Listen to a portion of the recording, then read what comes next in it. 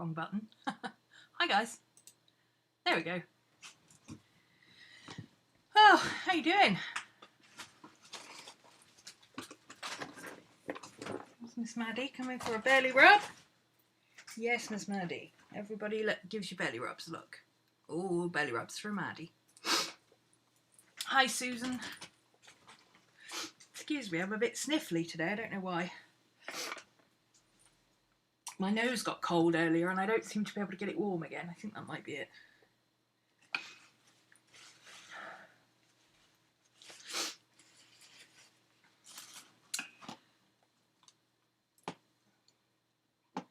How are we doing? How is everybody? As we hurtle towards December.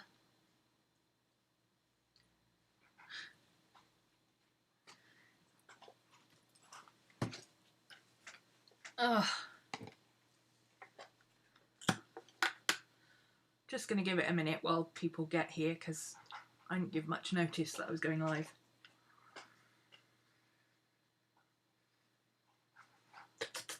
Ooh, too hot, too hot, too hot. Hot, hot, hot, hot, hot.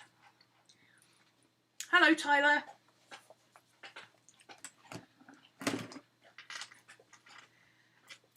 I'm gonna. How am I doing? I'm doing all right. My tooth is. I'd say it's about 90% healed. It's getting there. It's still a bit swollen and such, and I think it's still infected a little bit, but it had a huge abscess, so that's not really surprising. It's still a bit swollen here, but it doesn't hurt as much, so it's like it's really deep down. It's not like all up here like it was before. Doing much better. Seem to have fought off the cold I was getting. Thank goodness. Of course, I'm now, having been sick for 10 days, or, well, out of action for 10 days, and for a week before that in chronic amounts of pain, I'm now 2 weeks behind with the Christmas Chronicles, so yay!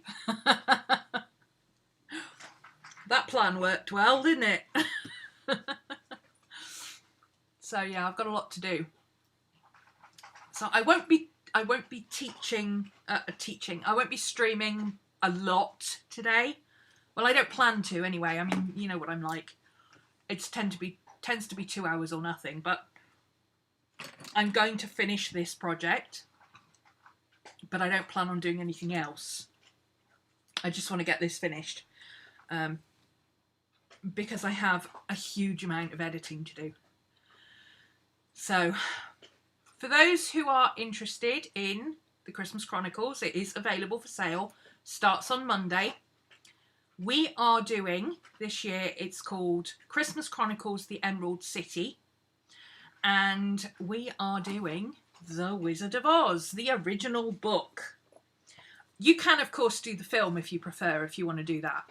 You don't have to do the book. Or you can do, there's one of the girls is tapped out on this one because she's done it before, so she wants to do Wicked, which is fine. It can work too. But we're going to be doing this, the original book is 24 chapters, which makes it a perfect Advent book. So we're going to do one chapter a day, and on Mondays we're going to have a live session, which as usual will be recorded for those who can't make the live session.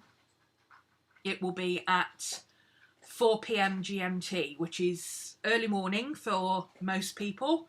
The West Coast girls, I think the Seattle girls usually make it because it's about 8 o'clock in the morning for them, if I remember correctly.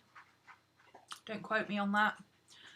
It's lunchtime for the East Coast, and it's early evening or tea time for Europe. So it works out as a fairly good time to do things.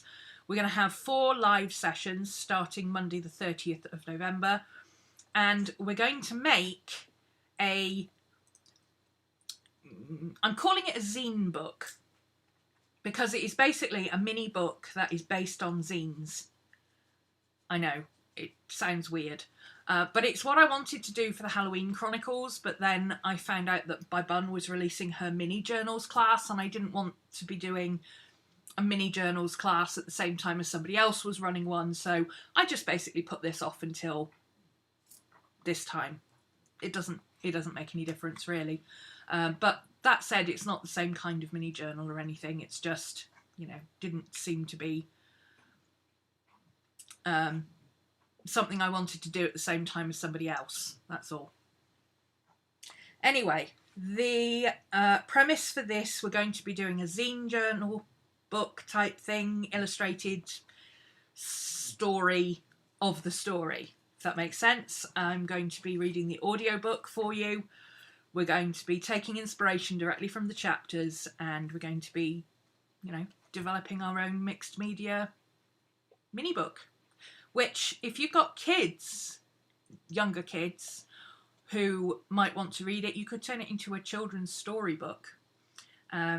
There's lots of different things you could do. You could even gift it with a copy of the book itself, and, you know, have it as an illustrated version of the book, to give as a nice little handmade Christmas present to a youngster who is of the age to read The Wizard of Oz. And let's face it, who doesn't love The Wizard of Oz? So yeah, that's what we're going to be doing. It's available. Link is down in the description below. It is... Oh, I haven't put my links on. Hang on. Hold on. Hold that thought. There we go. RhomanysRealm.org.uk, and it's /shop, and it's on the front page as well. We also have Super Chat available now for the live stream, if you would like to donate to the channel. I don't have any music going today because there's something weird happening with my speakers, and I just didn't have time to sort it out, so no music today. But Katie Shesko is working on a special theme tune for the Christmas Chronicles. I'm going to keep getting those mixed up. It just always happens. She's working on a special theme tune for this, which will be released as a Christmas single as well. So don't forget to give her a follow. There we go. So if you want to sign up, it's still available to sign up. We don't start till Monday, so come and play. It's going to be lots of fun. It's going to be a nice, relaxing... We're not doing the planning and all that kind of stuff this year. I don't think it's necessary because most of us aren't actually doing anything. Most of us aren't actually going anywhere. It's not a normal Christmas.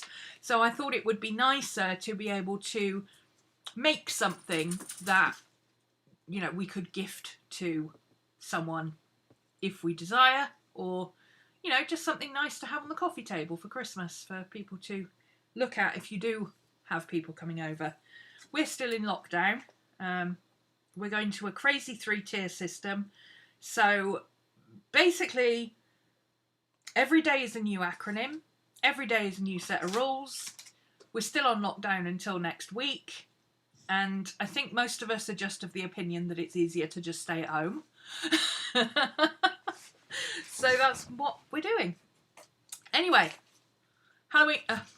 here we go again. Halloween Chronicles. No, Christmas Chronicles.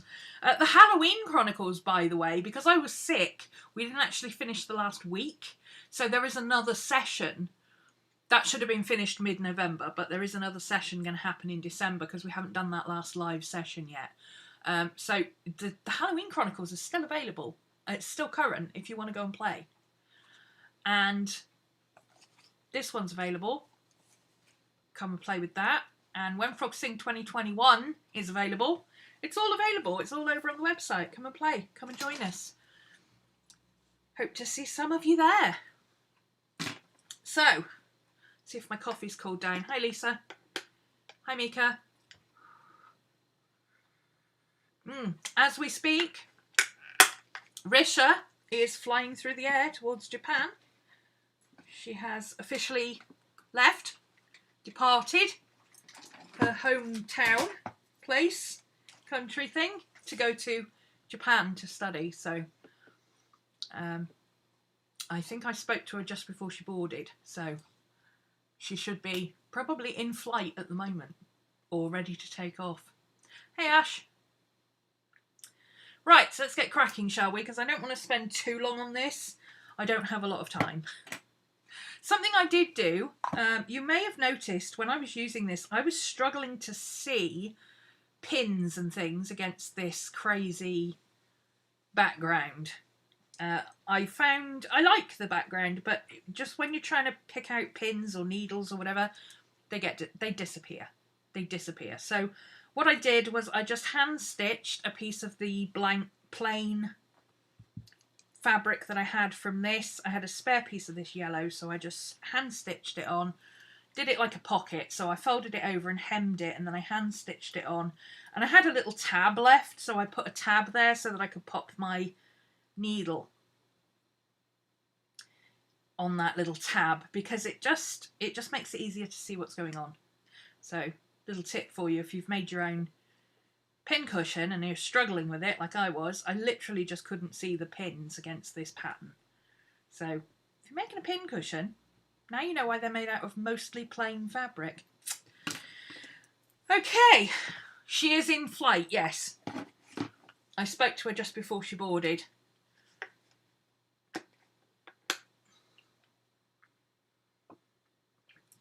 I'm not sure how long the flight is. I guess it depends if she's flying west or east.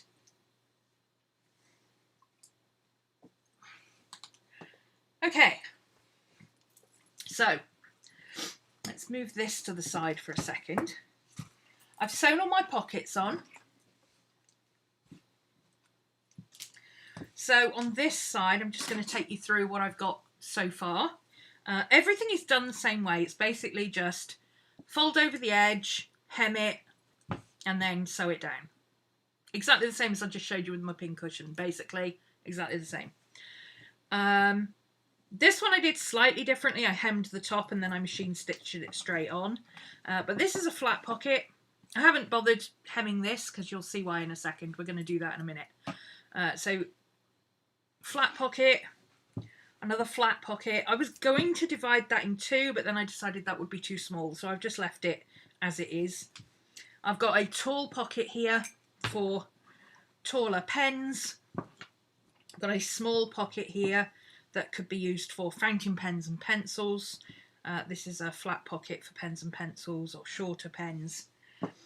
We've got a tie pocket which has got a pull out on here, and it's also got a ribbon so that I can tie it up. This is for things like my sprocket or my phone or my stamp pad or my watercolour tin is the biggest thing that I use.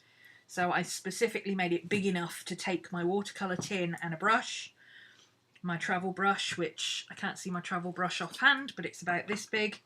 So, you know, can tie that in a bow and stop it falling out and all that kind of thing. I have a fold over pocket here. This is just a little tuck pocket. It's just big enough for some small sticker flakes or an eraser or something like that. This is a press stud pocket, which I'm not loving the press studs. I might change it for Velcro because I find these a bit fiddly. I don't know. I'm not sure why I find them fiddly, but I may change those out for Velcro, but they're only hand stitched on again. This is the little envelope pocket. I plan to use these areas here and here for a little bit of elastic. Now I don't have black elastic, but I do have white elastic. I can show you what I mean. So I was thinking maybe I would stitch like a piece of elastic along here, like so, for putting, you know, short pencils or just little short bits and bobs in, or perhaps I could put one here to hold an eraser, or to hold like a whiteout or a glue or something like that, you know, just odd bits and pieces on there. But I want to put black elastic so that it all matches, because I don't want the white. White would just look grotty, and I don't have any black elastic handy. So, well, I do, but it's too big. I don't have any black elastic in that size, which is what I want. So I have to get some of that, but that's something I can hand stitch on. I'm not worried about that necessarily being on here in order to put it together. And then this end, now this end, I realised that actually I have a double thing of fabric here on both sides. So this I actually folded over. So there's no, it's not a single sheet of fabric, it's a double sheet of fabric. So what I think I'm going to do with this actually is fit a zip into here, but again I don't have a zip yet. So what I'm going to do is fix everything onto the back piece, and then I can hand stitch the zip on afterwards. I just thought that would be useful for putting in, you know, odd bits and pieces like annoying pens. Like when you lose the lids off these, they no longer clip in anywhere. So if you put them in somewhere like that, they just fall out all the time. So I thought it would just be handy to have a little zip pouch, or even I suppose I could put Velcro on it as well. I might do that, just put a strip of Velcro just to pop odd bits and pieces in. I always think it's useful to have a zip pouch and things. Okay, so what you should be doing is putting fabric web, what's it called? Stiffener, that's the stuff. Iron-on stiffener is the best thing to use. However, I cannot find my iron and I cannot find my stiffener. So we're MacGyvering it. What I'm going to do instead is use this, which is just a big piece of scrap fabric that I'm never going to use for anything else. And I'm just going to put, it just happens to be doubled up, exactly the right size. So I'm just going to tack that in between, just to give this a bit more strength. I don't think I need to do anything more than just tack it along the edges, but we'll see. So that's going to be what keeps it stiffer. Also, if you remember, my outer side, sorry I keep moving things around because I haven't got enough space. I really need to clean my desk up. I don't know how is it that I clean my desk, I take a week off, and I come back to my desk and it looks like a bomb went off. How does that happen every single time? I do not know. Anyway, I keep finding random lipsticks as well. I don't know how that's happening because I haven't worn lipstick in about a year. I took some of this fabric ribbon, grosgrain ribbon, that's the word, wide grosgrain ribbon, and I stitched it onto these panels because this on its own is not big enough, it's not wide enough. See, it's only just it's the same width and it needs to be longer. So I just put this on here so that I can fold that over. It doesn't need to be folded over twice because it's grosgrain ribbon, it's already edged. So that will go on there, and that will just aid in giving it a little bit of stiffness vertically as well, because the grosgrain ribbon is quite chunky. So all we need to do is stitch this to that with that in the middle. That's the plan for today. But first, I've decided for my tie here that I want to do a tie that just kind of wraps around the whole thing. And I think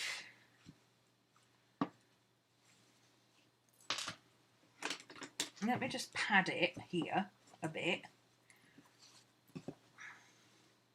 I think that might be enough, but I don't know. So I'm not sure, I might use a bit longer piece.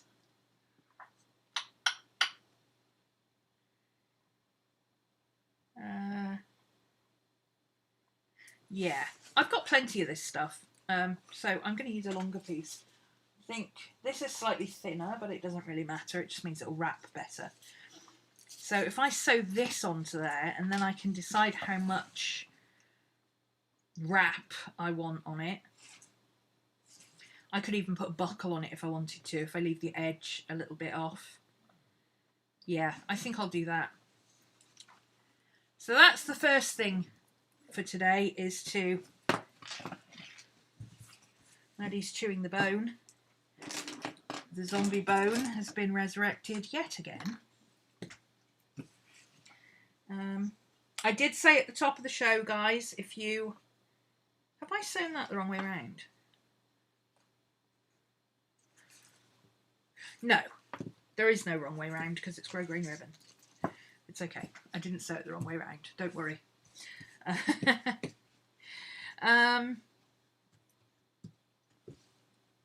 Let's see. I measured these bits, so they were definitely in the middle. So let's see where those bits are.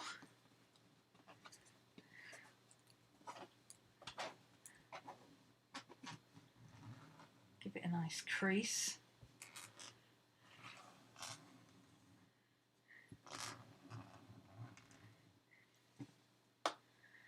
So that nice crease there is where we're going to put this ribbon.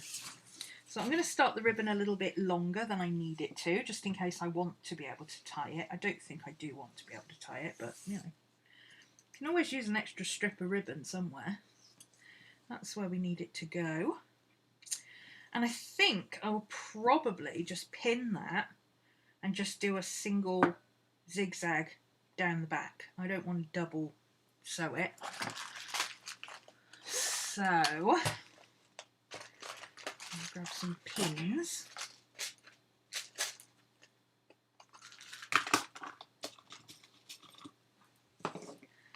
Just gonna start. There isn't really a front and a back to grosgrain ribbon, but one side is slightly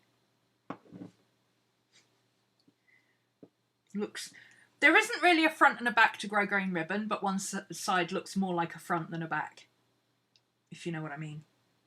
It's like cotton. It's like white cotton. You can't really tell the front from the back, but if you do it one way, it kind of looks wrong.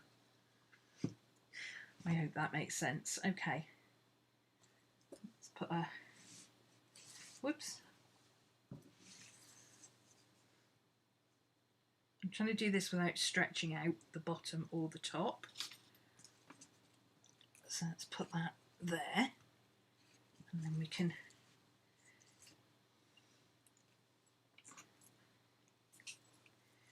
pin in the middle.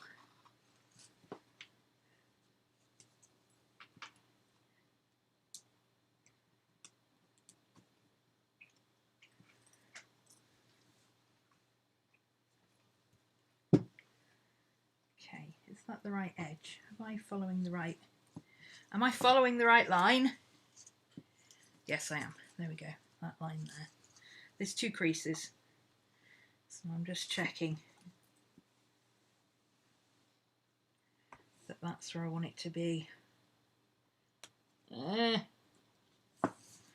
Now, this ribbon is very slippery. And sewing this ribbon is a pain in the astrakhan toe, as it were. So, rather than trying to sew it all on the machine, I'm going to baste it down first. It just becomes so much easier to baste things down than to try and force it to work under the machine, especially if you're a beginner sewer and your fabric is slippery. It's so much less frustrating to throw in a bit of tacking first. So 10 out of 10 would recommend. So just going to grab my needle and thread. Can't see the thread. This is a horrible colour to try and use. There we go. So, same as I always do, I'm just going to tack it on this edge, and I'll tack it to here because I don't need to sew it across there because that's going to be folded in. Oops.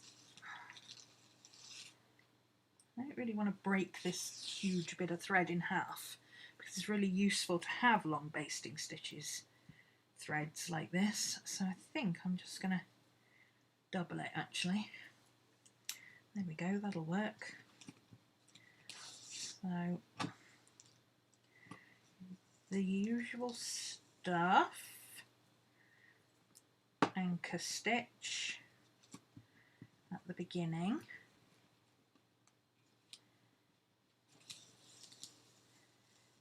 Don't know why it's getting all curled up like that. It's kind of annoying.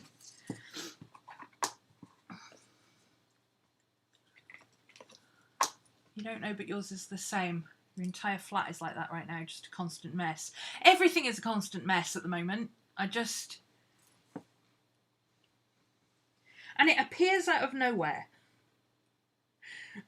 You tidy stuff up and you think you've got it all going and everything looks good, and the next thing you know, everything does not look good.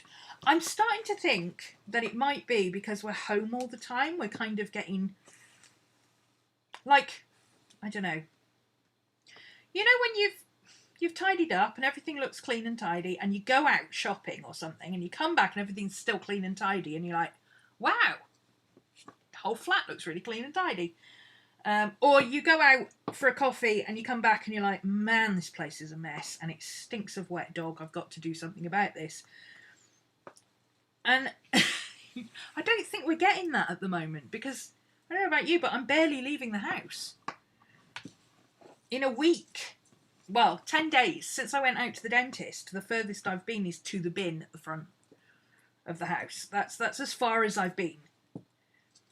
So I really do feel like it's because we're not getting that, I don't know, it's like if you see something so often you don't notice it anymore. See how much trouble I'm having just basting this down because it's so slippery. This is what you would be fighting if you were trying to get it under the hang on, I've got to pop the chat out because I can't see the bottom of the chat box. There we go.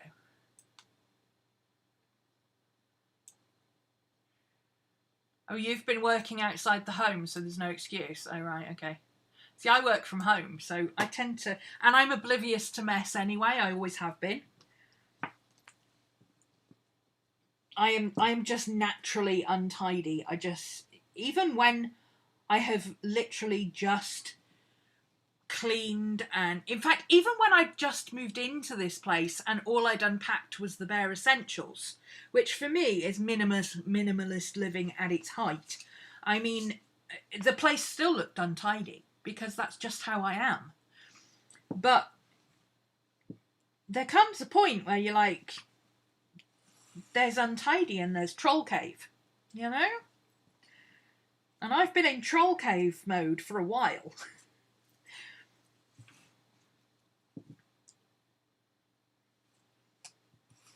But I do have 2 weeks off over Christmas, so, and I'm not going anywhere, I'm not doing anything. It's my 2 weeks to do with as I please. Christmas Chronicles is finishing on the 24th this year instead of the 31st, because it's an Advent class. We've also got the Christmas party on the 24th, and then I'm off until, I think, the 6th or 7th of January, so maybe I'll just ignore the mess until then, work around it, and just do it the first 2 days of the Christmas holidays. Oh no, the first 2 days of the Christmas holidays is going to be Christmas Day. Well, that doesn't work, does it? I've been trying to follow my whimsical workspaces for 1.5 years, Luna, and I'm getting absolutely nowhere. I just keep putting things in boxes. And then I put things in boxes, and I stack up the boxes, and then I realise that something I need is in one of the boxes, so it all gets pulled out again.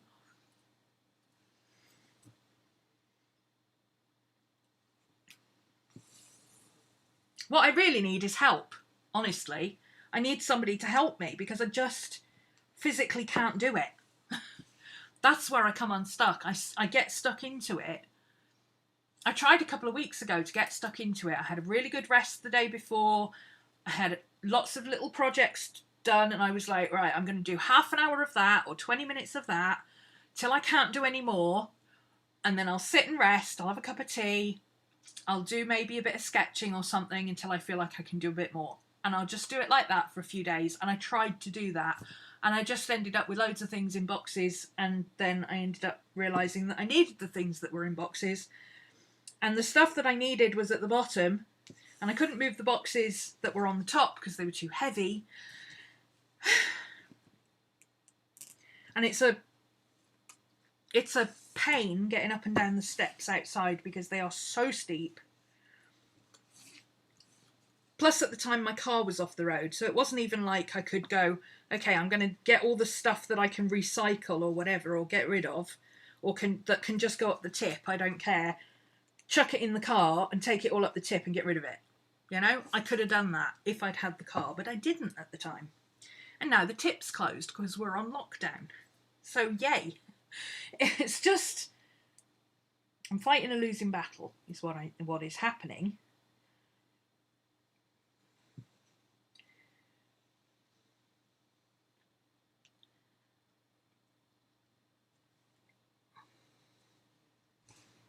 I really, really miss my cleaner. Kelly was awesome. He didn't even used to call her a cleaner. I used to call her my assistant because she was just fantastic. Because I could talk her through what I needed doing and I'd help and she'd get on with it, but between us, we'd have it done. And I didn't feel like I was sitting around being useless because I was helping, but at the same time, I wasn't getting a quarter of the way through and then feeling like crap and not being able to do anymore. So, physically throwing anything that you don't want to keep. That's what I'm trying to do. That's what I'm trying to do, Luna.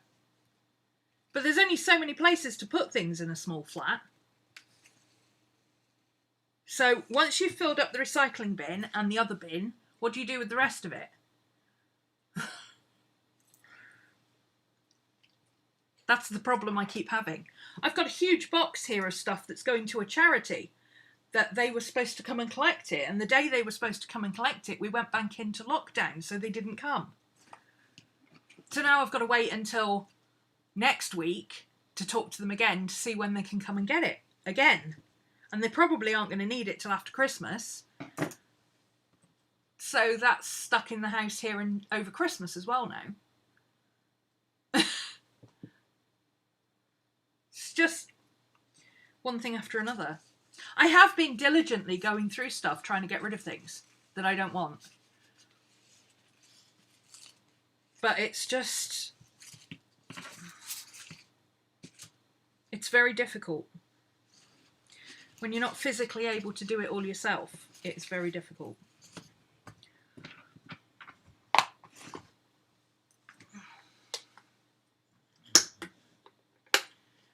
Will the council give you an extra trash and recycle bin? They might, because we're two flats. But then that means I have to put the trash and recycle bins out. And at the moment, because I share one with Paul does it. Bless him, because he knows I can't. But that said, I have been using next door's bins because they haven't been in most of the time. They're only home like every other weekend at the moment because they're carers. So they're not home very much. She literally pops home to feed the cat every day. And that's about it. So I've been using their bin. You have a stack of books to go to the charity shop. Yeah, but the charity shops have all been closed since March, so...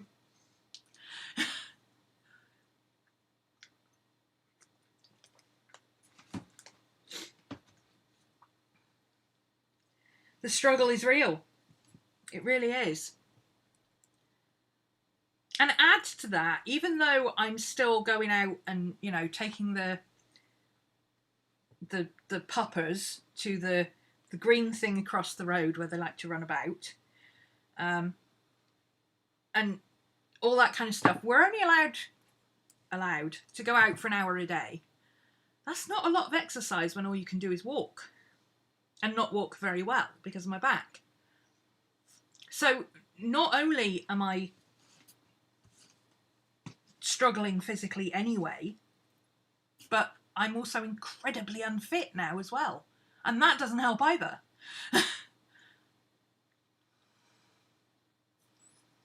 Imagine when they reopen, they'll put up signs saying no more stuff. Oh, I wouldn't be surprised, because everybody had a clear out in March, didn't they? Anyway, let's get this. I've got lots to do and I need to get on with it. So let's get this sewn on. I'm going to start here because,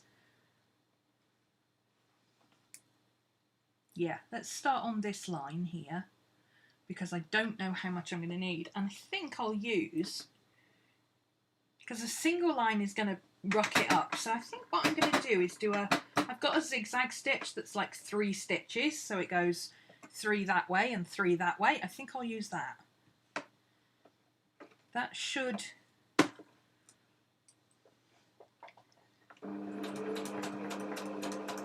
yeah, that's covering sort of the middle third.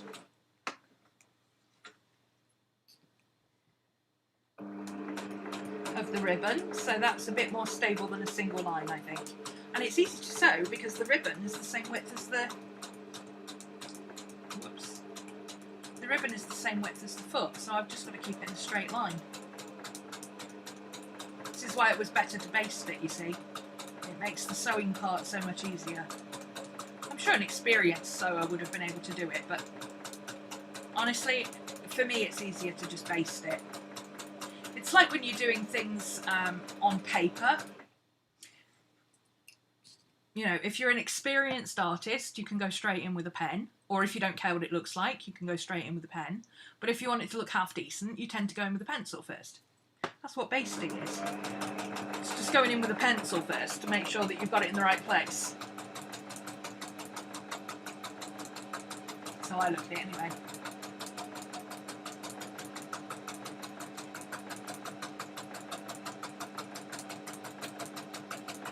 There's people on our local classifieds have even got to the point where they've got like bags of clothes, and they're, because they cleared out in March and they've got all this stuff, they've spent the last couple of months washing and ironing it and packing it all up, and now they're selling them like in the vacuum packs, like vacuum pack minimum 12 pieces of clothing, size 12.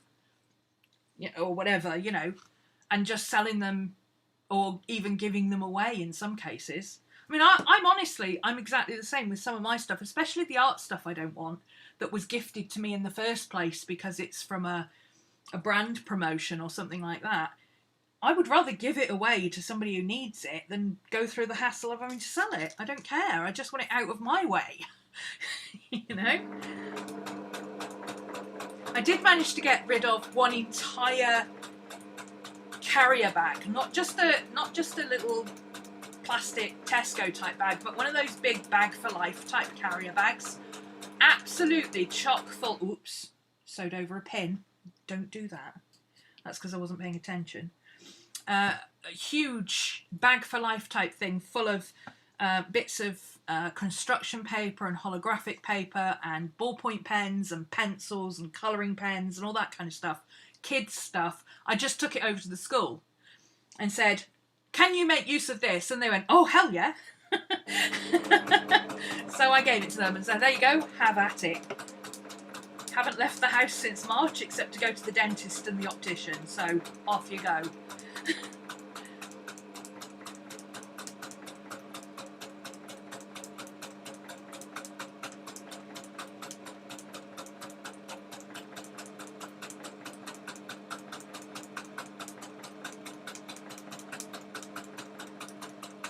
Can you hear that popping noise as the needle goes through the thing? Listen for it.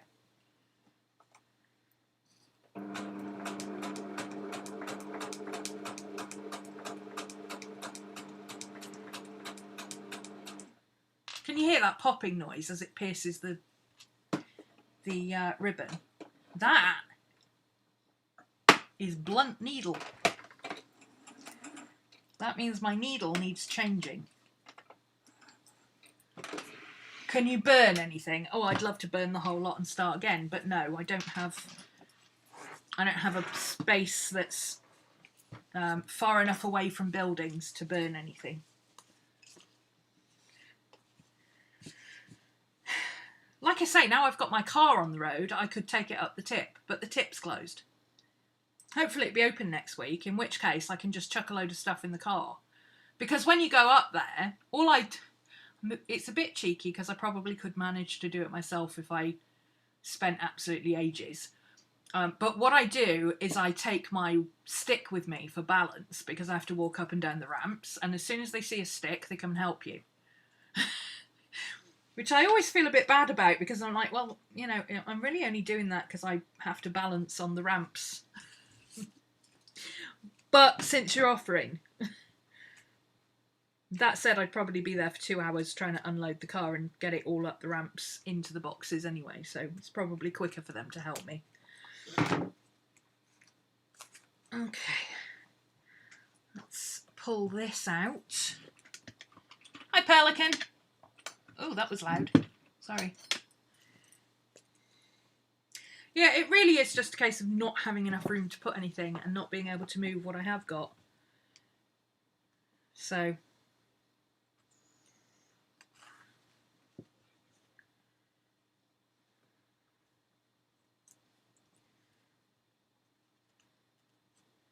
But we'll get there eventually.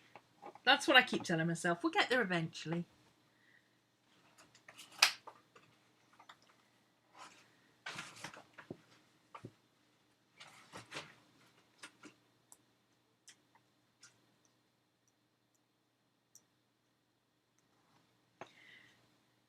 I ran a poll on my Instagram the other day to ask if people wanted December Daily or Vlogmas. And for about 21 hours, it was 50-50. Oh, to the point where people were saying, well, why don't you do December Daily Vlogmas? Nah, not happening. No, I think I've gone through that. I think I'm going to have to break that after all. Oh, come on. Oh, okay. Never mind.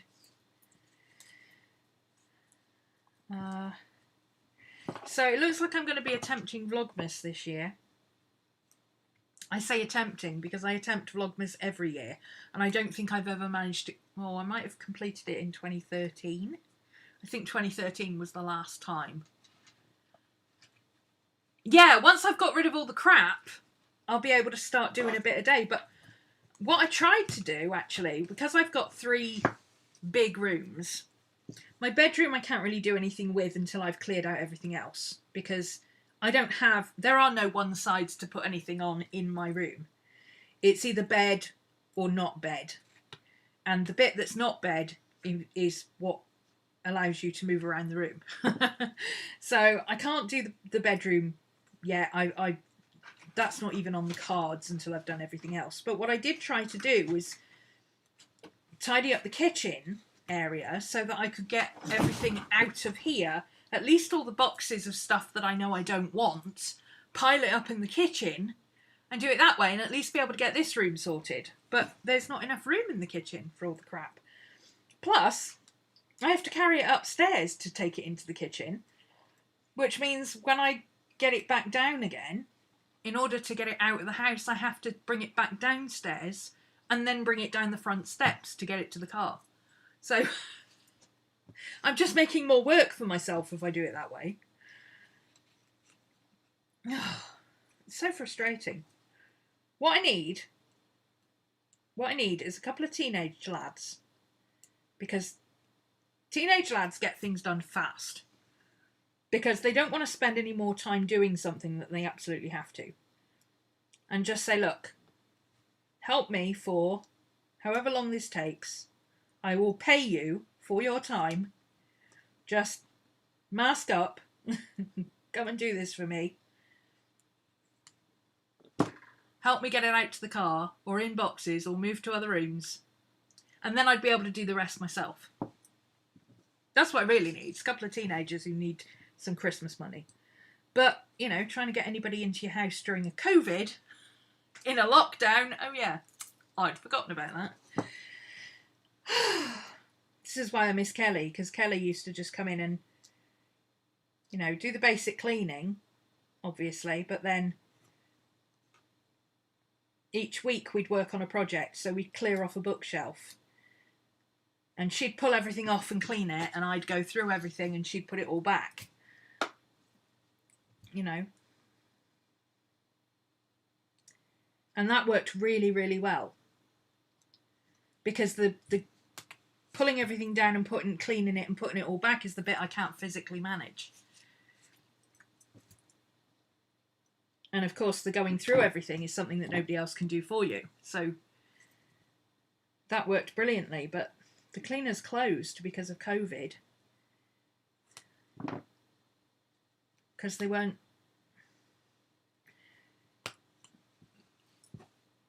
getting the customers anymore. Send your sons over, yeah.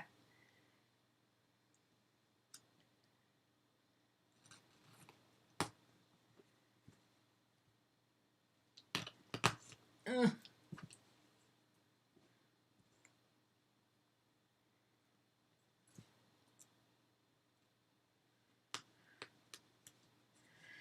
Oh, we'll get there.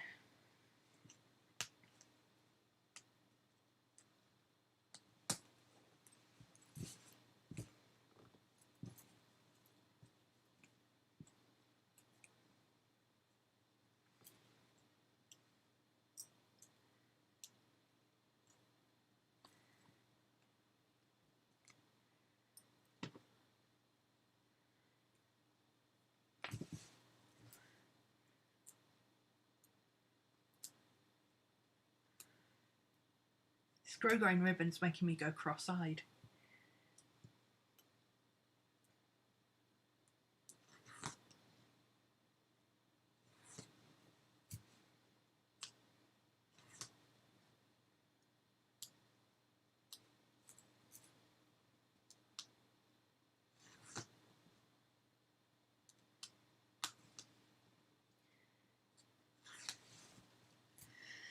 Okay, here we go. Almost there.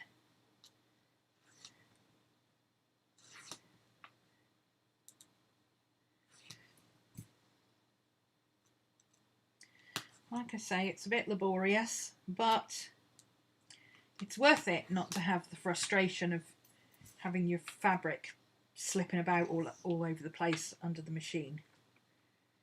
Because that I find incredibly frustrating, to the point where I end up throwing things across the room and they don't get finished. It's cute, isn't it? Somebody sent it to me and I can't remember who for the life of me. But they sent me this and some fox fabric. The fox is lovely, it's fleecy, and I keep meaning to turn it into a cushion cover. Because it's just one of those really lovely pyjama type fabrics that you just want to cuddle up to.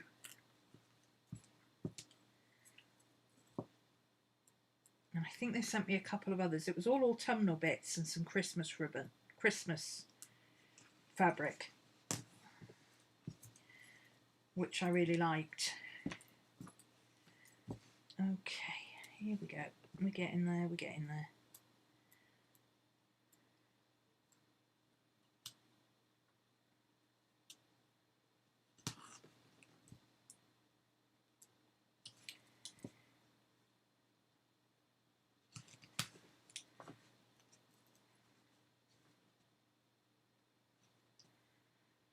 So, for those who weren't here at the beginning, I did do a little thing about Christmas Chronicles and how to find it, how to purchase it, and all that if you want to get started. Starts on Monday with a live session, and I'm not going to repeat everything I went through earlier in the session. If you want to catch that, just watch the replay, the first like 10 minutes of the replay.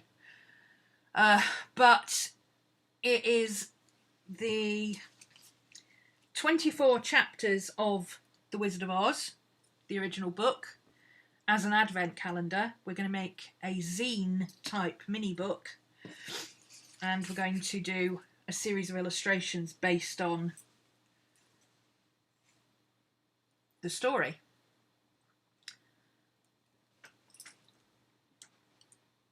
There's no planning or written journaling or anything like that this year. We're taking it nice and easy because most people don't have any Christmas plans this year.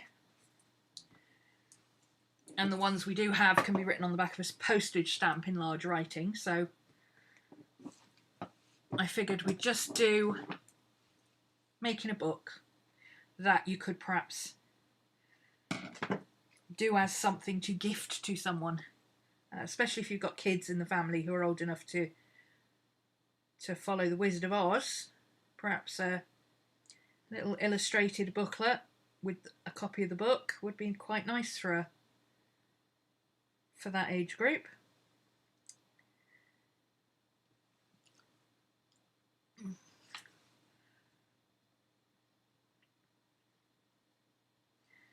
As always, we're doing live sessions. We're only doing 4, 1 a week. And then we've got the Christmas party. And of course, if you do any of my classes, you're invited to the Christmas party. If you are a patron, if you are a subscriber, you're all invited to the Christmas party. Your plans are food and gin. Yeah, pretty much. Mine's food and rum. And I'm not even doing a big Christmas shop this year because I can imagine what it's going to be like if it's...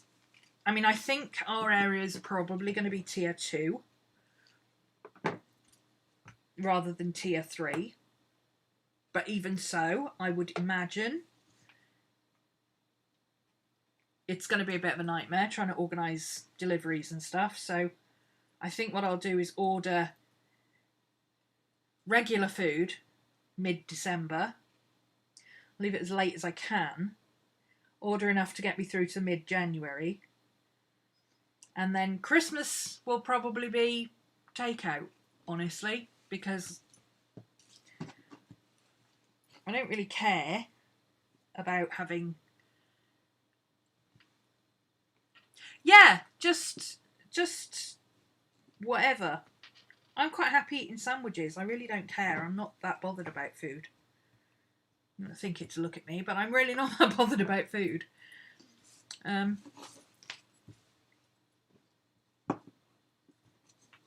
usually go to a pub or something for Christmas dinner because I can't be bothered to cook.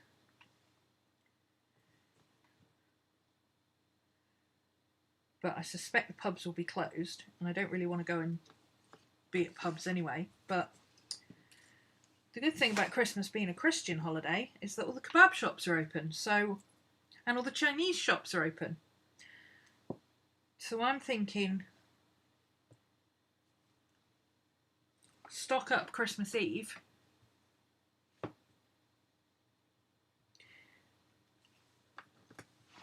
with a takeout that'll last Christmas Day as well. And then Boxing Day, if you've got anything left over, top it up with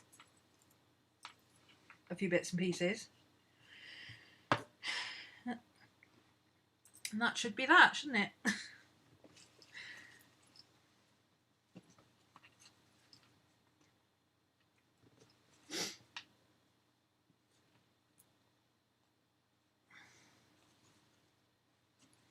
Nope, that's not got any bits on it. That's all sewn in. I did that bit already. Okay, so I don't know how much of this I need as a wrap. I'm thinking maybe that much. And even if I don't need that much, I can probably cut it off and still have a decent amount to use for something else. So I'm going to do that there.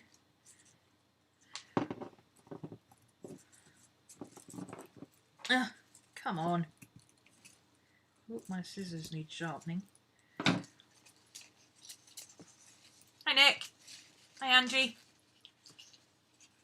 Sandwiches, mashed potato, peas and pizza. Yeah, pretty much. I mean, Boxing Day is supposed to be leftover turkey with chips and beans, right? That's what I always do. No? So I figure one of those special boxes where you get like chips and pizza and chicken and a bit of doner meat and that kind of thing. And that'll basically do Christmas Eve and Christmas Day. And if there's anything left for Boxing Day, then, you know, mash and some beans, a few sandwiches, off we go.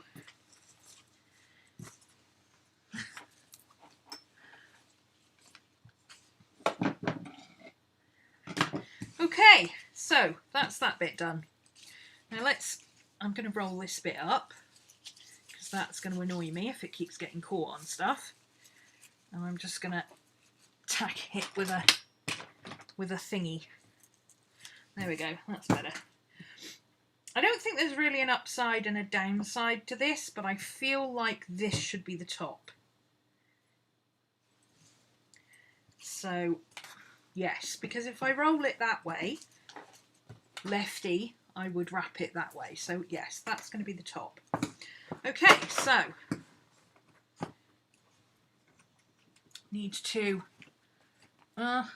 bits of thread everywhere. I need my, so this is my pocket thing for anybody who didn't see it originally.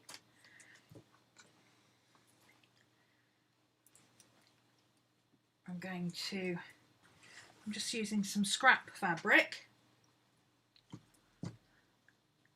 that I'm going to use as thickener because I can't find my proper thickener, my proper fabric stuff, so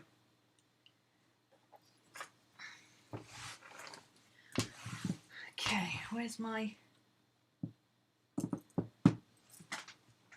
there they are. Here we go.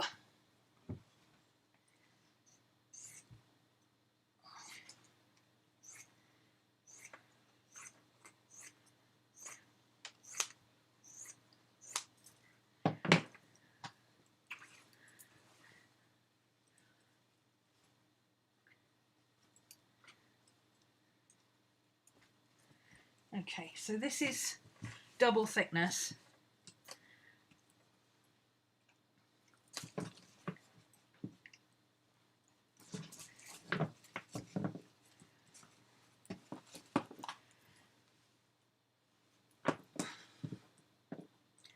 And I literally just need to tack this onto here so that it will hold. It doesn't have to be superb. It's going to be sewn down properly in a minute anyway, but I just need to tack it in place. So I think I'll tack it on either edge and a little bit in the middle.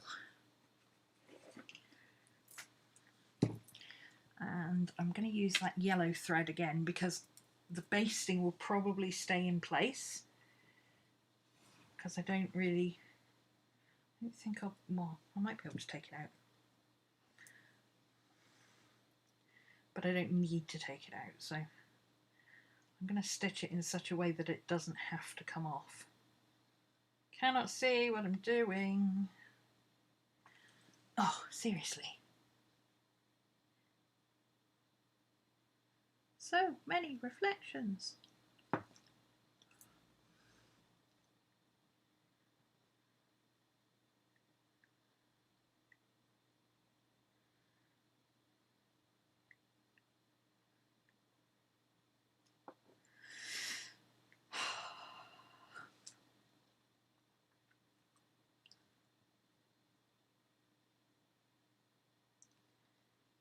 Quilts, quilts.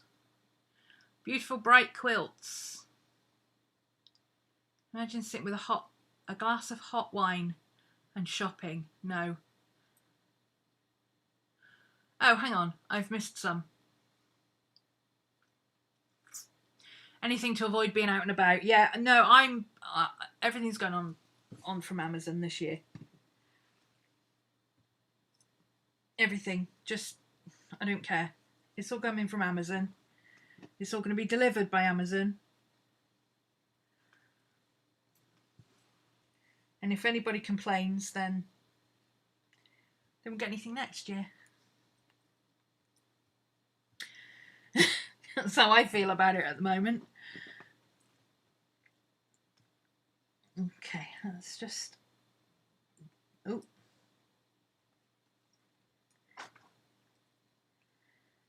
Baste this bit together.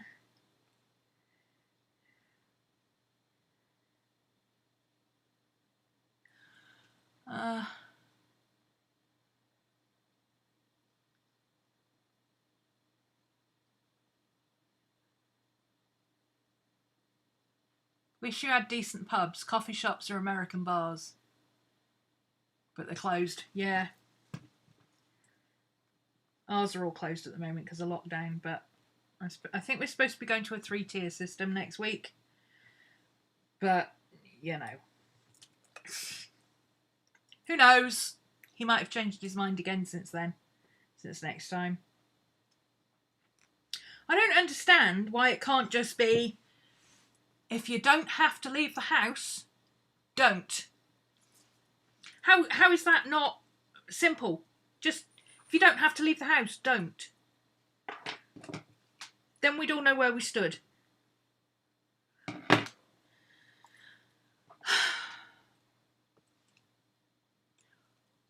Oh, the European style markets. I do miss the Christmas markets. I do wish there was a Christmas market that I could go to, but all of our Christmas markets are off this year. Even, I don't think the Manchester one's even running this year, which is a shame because it's outdoors. So, you know, if you're outdoors in the cold, that's kind of optimal to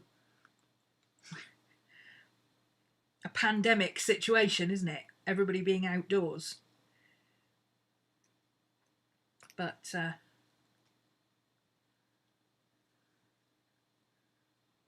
Doesn't that just seem simple? If you don't have to go out, don't. If you don't have to go into work, work from home, if you can. If you're able to do your schooling from home, do it. If your parents are key workers, go to school. You know, it's not rocket science. I don't understand. Because all they're doing with these tier systems is confusing people, because now they're like, oh, if you're in tier 1, you can do this. And if you're in tier 2, if you can do that. And in tier 3, you can do this. And then there's always an exception to the rule. There's always like, well, what if we've got 2 fully integrated families that are living in separate properties? What if we've got kids that are between parents? What if we've got family members who are having to go out, but the rest of us are all isolating? You know, there's always an exception. So it just means everybody immediately says, yeah, but, as opposed to, do I need to do this?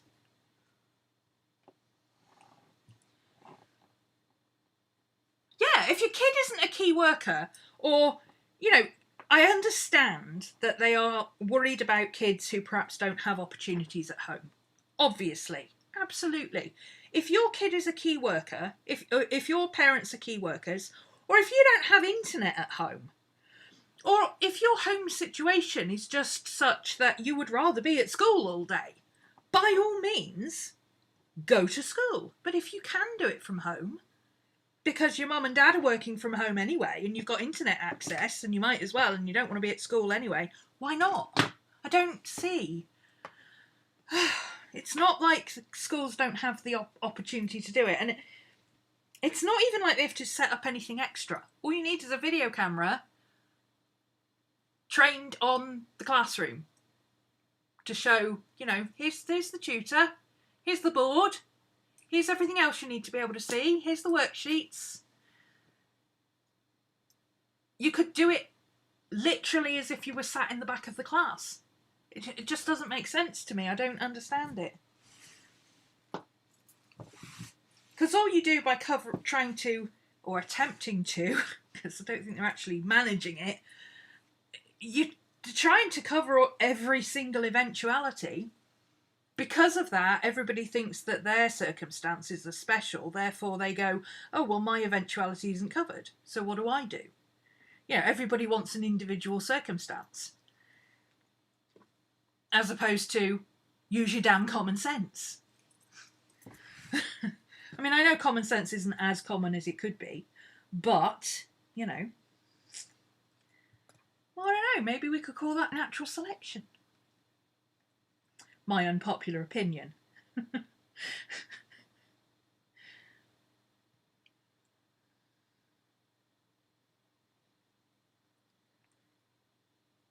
I'm just taking my own advice. I'm just not going out unless I have to, basically.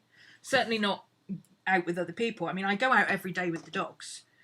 And I go out and I get a coffee from the drive-through. But, you know, they're all masked up and gloved up and, you know, they don't even handle cash. They ask you not to provide cash. But if you have to provide cash, they ask you to give the right amount or not expect change because they're refusing to give change for cash. So, you know, if your coffee is $5.95 and you gave them £6, don't expect to get a 5p back. It's going in the charity pot because they're not handling money. And you literally just shove your money into the pot that they give you, and they count it out into the tray, and that's it. They don't even touch it. So,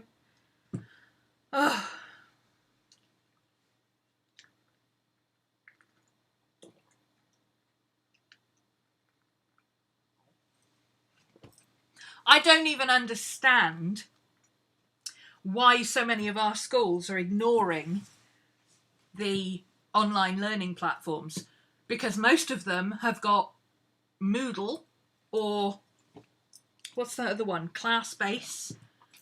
You know, that most schools have got an online learning platform. There is no excuse for them not using it.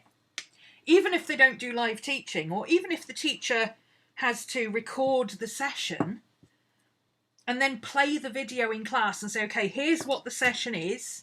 Here's me standing up in class, and then they're there answering questions in chat.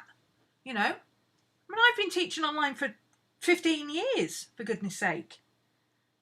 Longer than that if you include the fact that I used to do it for the college. It's closer to 22 years.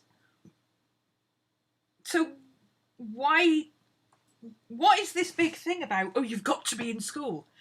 Children who aren't in school are not learning. Says who? I bet there's a lot of kids who are currently at home learning that are learning a damn sight more than they would be if they were at school learning. Because they're having to A, sit down and get on with stuff, or B, not be distracted by lots of other people. And I would imagine for anybody who hates school, or hates being in the school environment rather, but enjoys studying, working from home, I mean, I would have happily done online learning for my entire school education. Happily. Anyway. Right, so that's just tacked down in the middle and the corners just to hold it in place, because obviously I don't want it slipping around inside. But remember, we're going to be folding the outside over this, so that's not going to be an issue. Elementary special ed, they aren't learning. I can imagine special education being a whole other ball game, to be honest. I mean, that's a difficult environment even when they are in optimal learning conditions. So, you know, that's fair enough. But if those kids need to be in school, why can't the other kids who don't have to be in school be at home, so the teachers who are at school can concentrate on keeping those kids in smaller groups?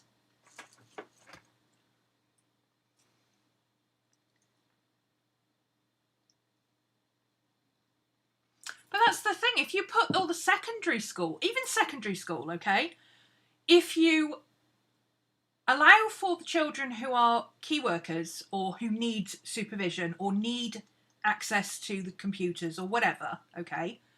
But let everybody else who can study from home.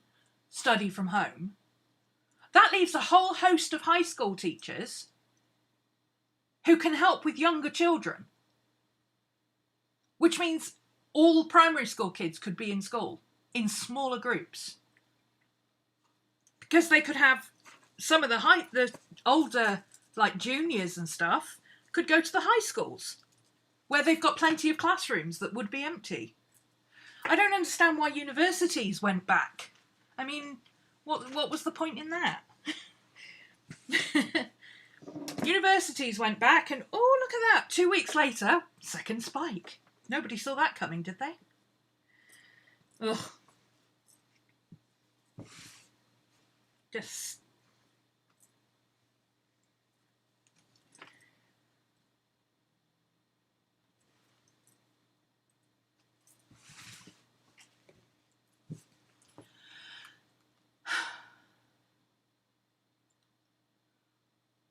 You'll be first to go back whenever that happens.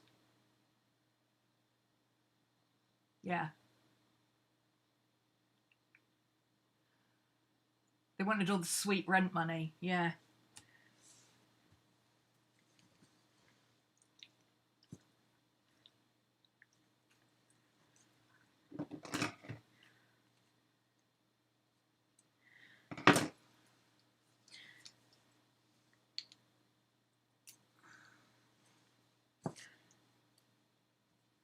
I'm just happy I don't have to deal with it, honestly. I work from home.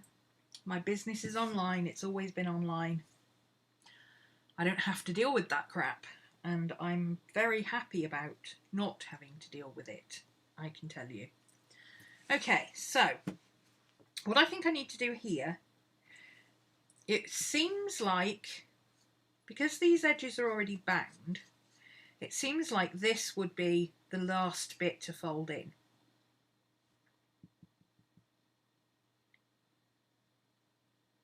So I think what I need to do is fold in the top and bottom next.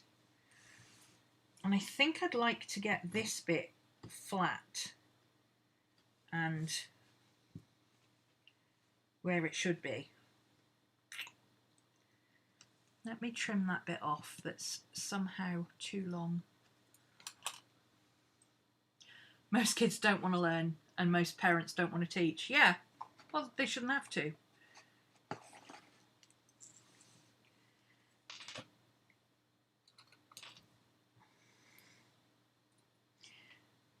Parents shouldn't have to teach unless they opt to, unless they elect to, any more than teachers should have to parent.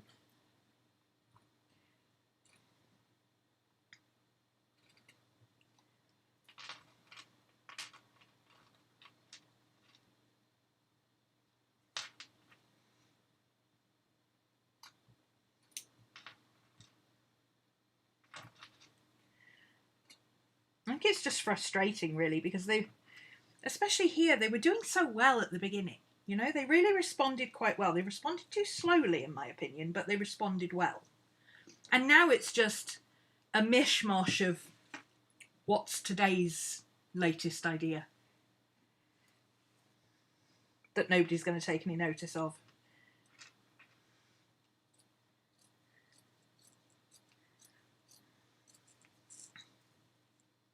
I'm just getting rid of this little bit at the bottom because I don't want it to create bulk where the pockets are.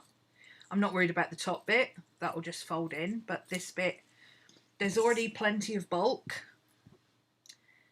and I do not want any more.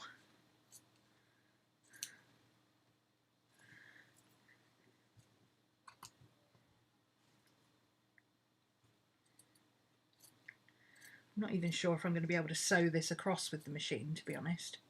It might be too thick, but we'll see. I'd prefer to machine stitch it because I think it will hold better. But okay, so first thing we're going to do is fold this in. Actually, no. First thing I'm going to do is pin this in a couple of places so it doesn't slide about. now that I've got it in the right place. So I'm just making sure I'm going through all the layers. None of the bits are square because I didn't measure any of it when I started. If you did, then your bits will be square and you'll be fine, but you know.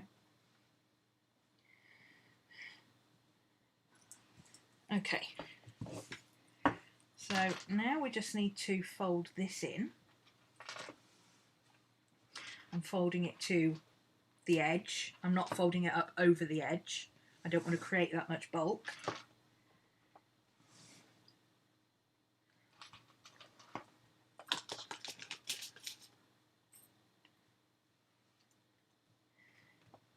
I'm just going to pin it slightly because it's on the bias. It's kind of warping out of line. So I'm trying to not stretch it in any way. Just fold it and press it.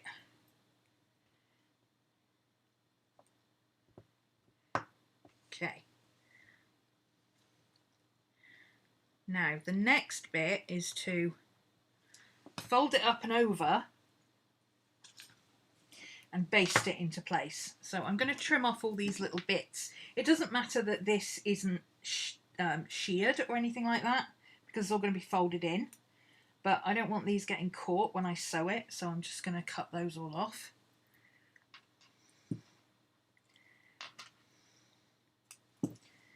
Again, because it was cut on the bias, it's got a lot of little dangly bits. There we go. That should be fine. Check for dangly bits on these here as well. Now I just have to be careful when I do this edge to make sure that I don't accidentally sew the wrong bit. Is that going to go all the way up there? Or shall I might leave that edge because I'm going to put a zip in here and I want to be able to access this corner to put the zip in. If you imagine the zip's going to go in the middle there. So I kind of want to be able to access this corner and this corner, so I might leave it so that this bit is loose. Not sew this bit in yet, because all this bit is going to be, this bit's just going to be folded in on the inside. Yeah, I might leave these bits open because I don't have a zip, so I can't put the zip in yet. So we folded it up nice and neat. And now what we're going to do is fold it up again and baste it into place. And I'm going to do it so that, let's find a long piece of thread. There's a long bit. Nope. Nope, that's all short bits. Okay, let's start with this bit.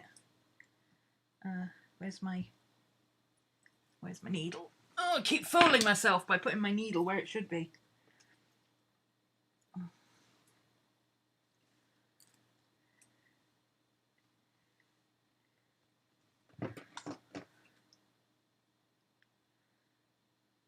These scissors definitely need sharpening. I wonder if the butcher's is open. It's a food shop, so technically I suppose butcher should be open, shouldn't it? He's usually who I usually get to sharpen my scissors for me. Might drive past tomorrow, see if he's open.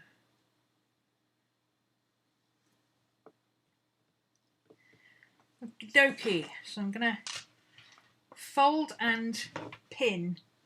Fold and tack this as I go. So I want to leave the first bit of it open, but I'm still going to tack it in place. And I'm only folding it like very slightly over. So you'll see it here best. See how small that is? I'm just going to fold that up to where that blue pocket is. So that's as much as I'm doing it. In fact, if I start there, come back along this way, yeah, I'm literally just a tiny little bit. Yeah, this is very thick. I might not be able to put this through the machine. Let me think. Oh, I know what I can do. It's okay. We'll continue with this plan.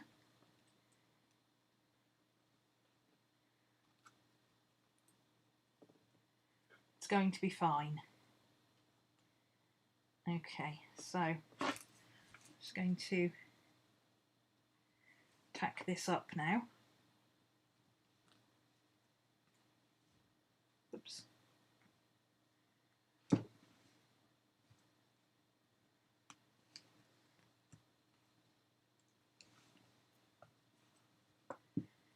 There's a pin.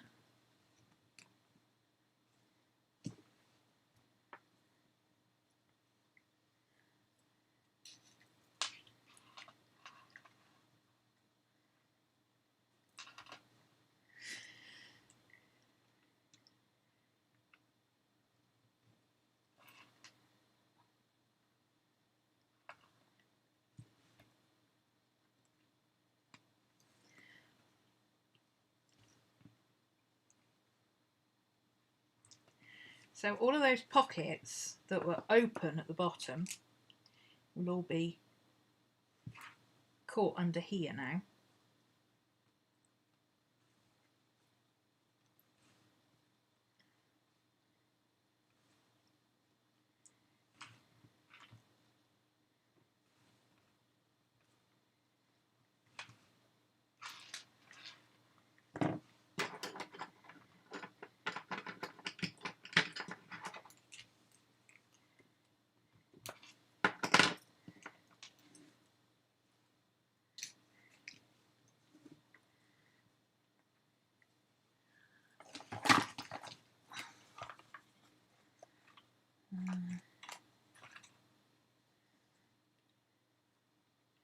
That's all knotted up. I don't even know how it's knotted up.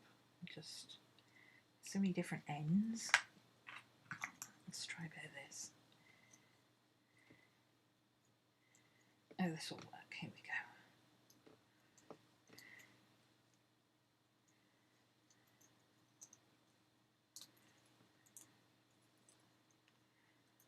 Hopefully.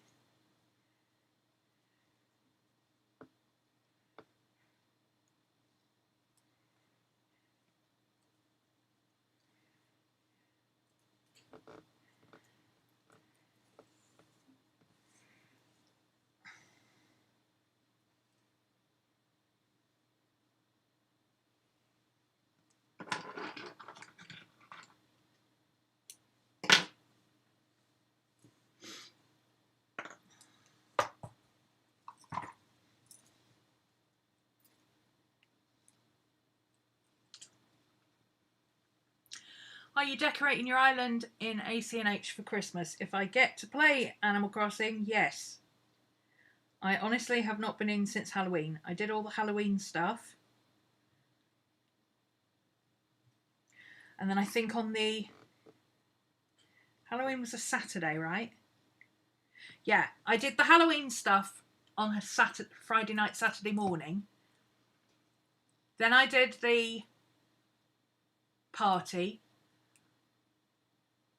Then I did some more Halloween stuff, and then on the Sunday, I went back in time to finish off the Halloween stuff because I didn't have time to do it all in one day, and I haven't logged in November yet. I think I did once.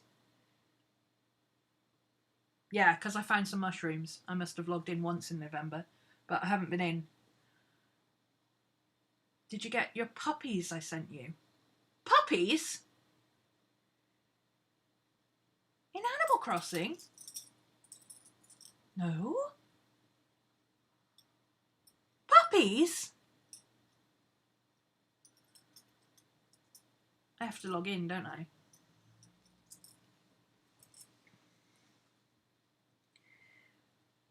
Turkey Day. Oh, it's Thanksgiving tomorrow, is it? See, for us, Turkey Day is Christmas Day.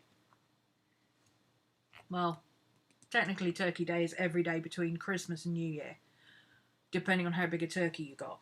But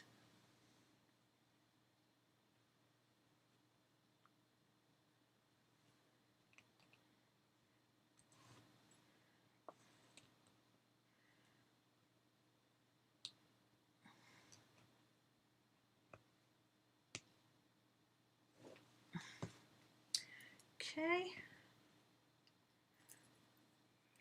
fold it all up. Make sure we hide all those ugly stitches, the ugly tacking bits.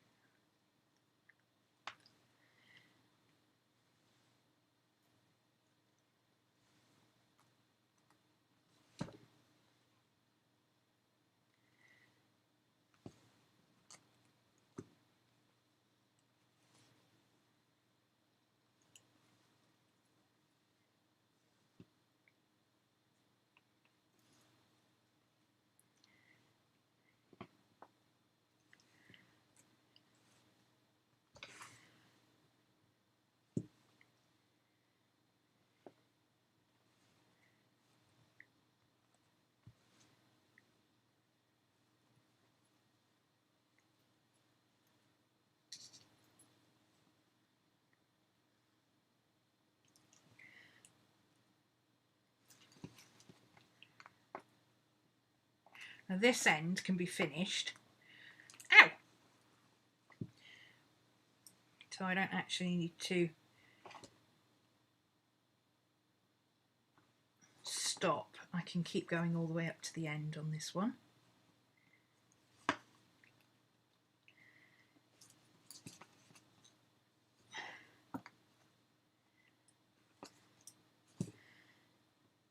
Oops.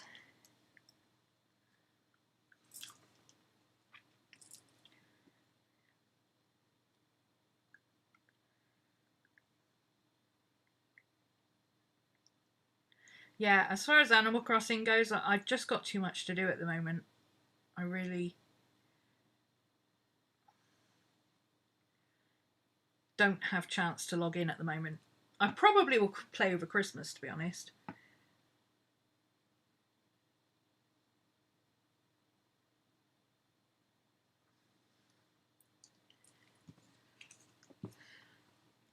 I'll just keep redoing Christmas Eve, Christmas Day until I get all the bits.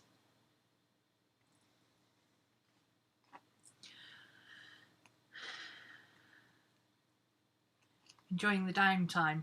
I don't have any downtime at the moment. I do not have any downtime. I'm running a Chronicles class again. Okay, so this corner, I don't want it to have massive amounts of thickness on this corner, so I'm going to take the edge off this corner here, miter it here on the inside to take away one layer. And if I have to hand stitch the ribbon down, that's not the end of the world, because there's nothing here that needs strength in any way, it just needs sewing down. So it's this bottom piece that's important to have sewn across.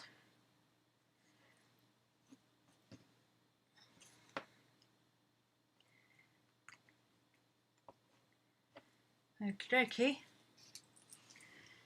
Let's hope my machine can cope with that bit.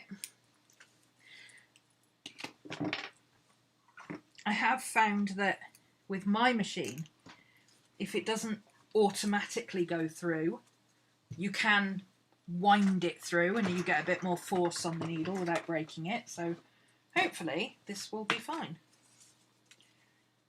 Let's put that side so it doesn't get in the way. Okay, so I'm going to sew it as close to this edge as I can. Like literally along this edge. And I'm going to use a slightly wider stitch because it's quite a few layers. So I think I'll use a 7. That should be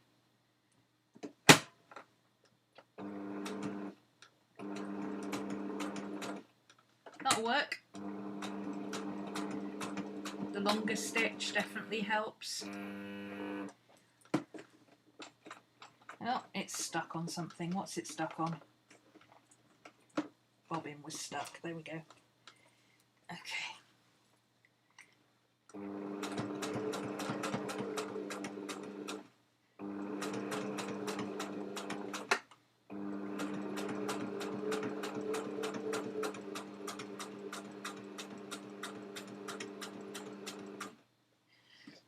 So when I get to these edges where they're pinned under, sorry you can't see what I'm doing, but when I get to the edges where they're pinned under, so there's like a double layer, and then there's a layer, and then there's a layer, and then there's a layer, and then there's the three layers of this.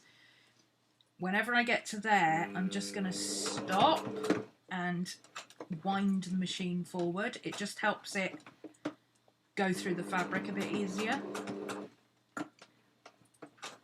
So it's not forcing it, it just... I don't know why it works better, it just does.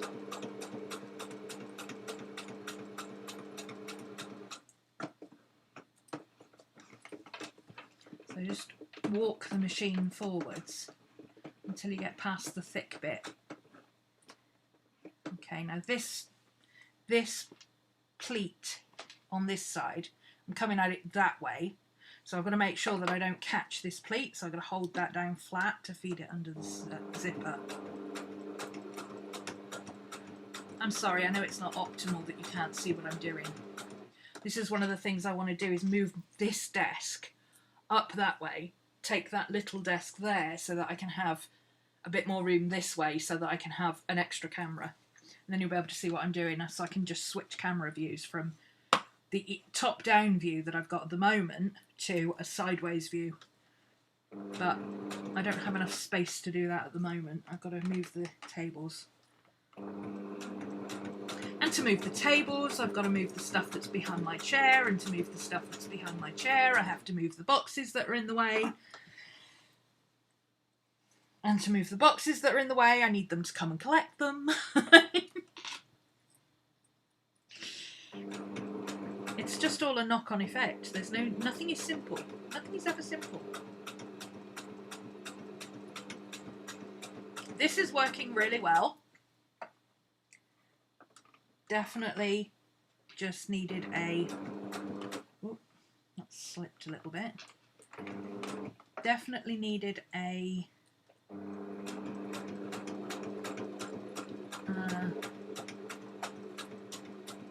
wider stitch.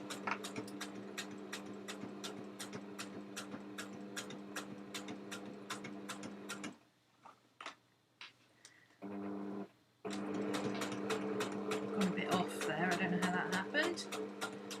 Oops, and again, doesn't matter. Doesn't have to be straight. Okay, I'm only going to sew halfway up this bit because, like I say, I want enough room to put that zip in, and I can hand stitch this bit. So I'm going to stop. I'm going to lift the foot with the needle down. I'm going to turn it around this way, and I'm going to come back down across what I just sewed, and this time I'm going to use a zigzag stitch. So I'm going to put the foot down, walk it so the foot is up, and then change my stitch to a nice big zigzag stitch. And then that will be, I'm going to shift it across just a tiny bit because I want it to be there. There we go. So now I'm going to go over the edge here with a zigzag. Again, a nice big zigzag so that it catches both bits.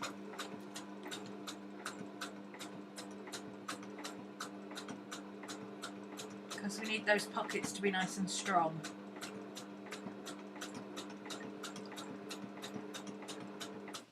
And again, when you get to a bit that doesn't let your needle go through properly, just walk it forward so that it does.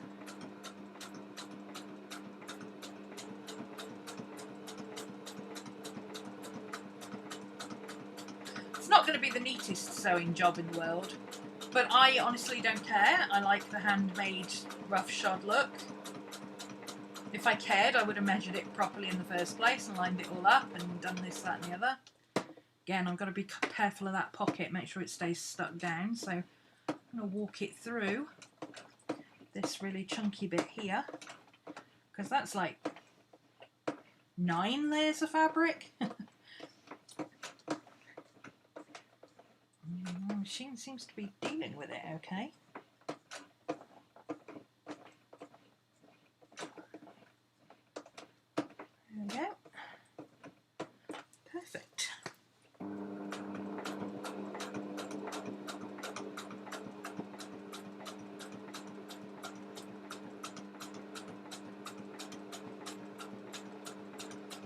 It actually looks really pretty because it's not straight and it is kind of all over the place.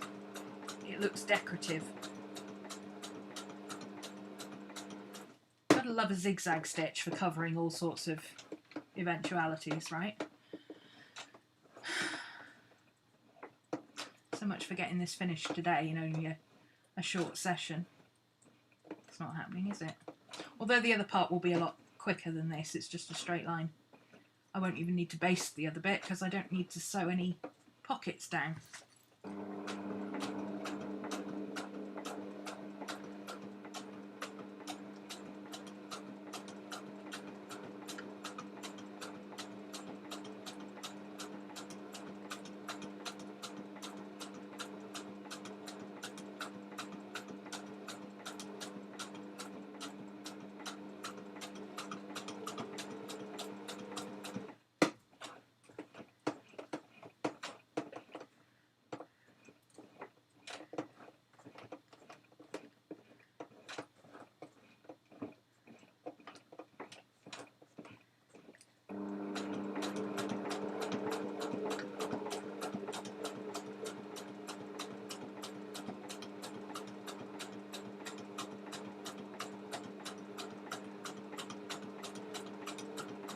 Now with this corner, I'm going to cut off these bits. Oops. So it doesn't get caught in the machine.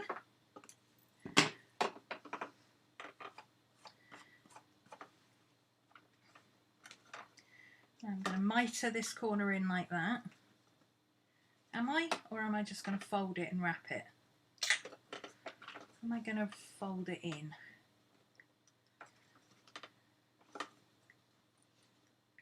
That's too far. I don't want to fold it in that far. Yeah, I'm not gonna mitre this corner in. I'll hand finish it. So I'm just going to fold this bit in here and hold it down where I want it. It's going to cover up that bit of seam here.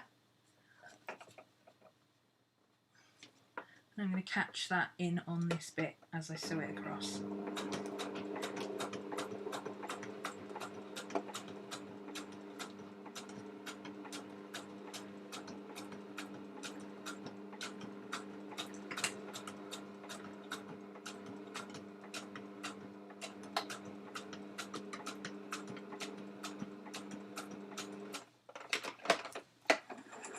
Okay.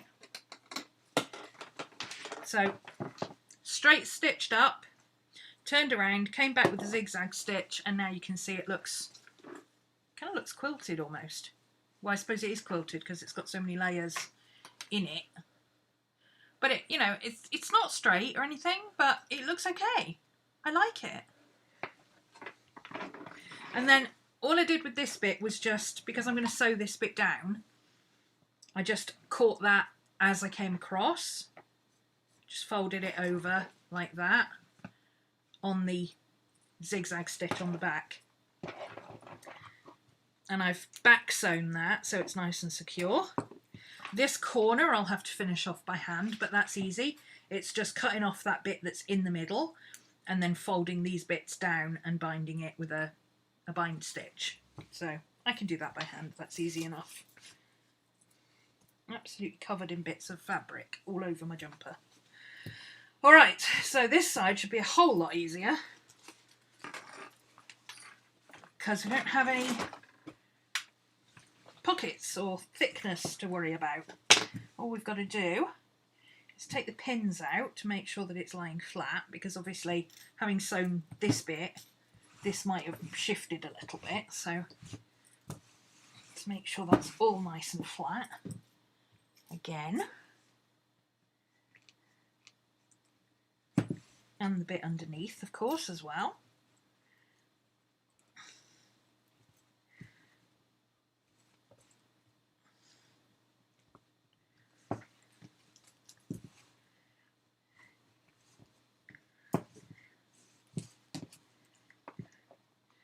Again, I'm going to leave this edge.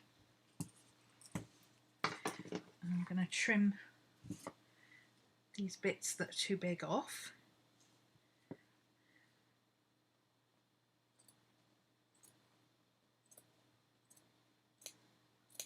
Just so it lies nice and flat. It's easier if the edges match to get them to fold in neatly. That's all. I'm doing it for ease rather than for aesthetics, because you're not going to see it anyway. It really doesn't matter, but it will fold down a lot easier if you do get rid of these chunky bits. There we go. So I'm going to do the same thing on this edge. Ow!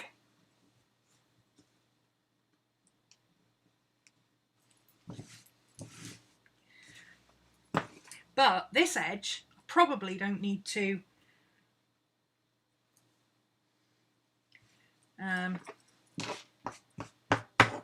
baste it down, because it's only a couple of layers. So I'm going to fold it up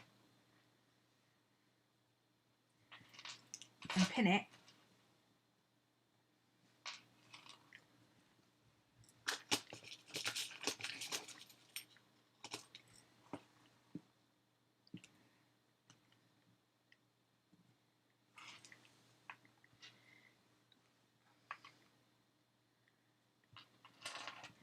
Probably should have folded it up first and then pinned it afterwards, but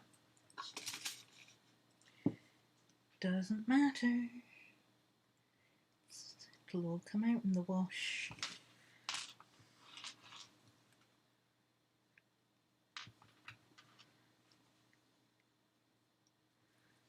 If you've done it right, it should match up at the end. See? I'm having to be quite careful because, like I say, this is cut on the bias, so it'll stretch if I'm not careful. I don't want to be smooshing it down. And then I'll only sew it to here, same as on the other side. But I'm going to do it the other way round this time, so I'm going to go down this side and back up this side, because it's easier to sew it that way with a guide than it is to sew it that way. It is for me anyway. I just find it easier to sew this way, so that's what I'm going to do. So straight stitch down along here, just inside first, starting halfway down this red pocket so that I've got plenty of room. Number 6 straight stitch is what I'm going to use here. So let's come about there. That should work. There we go.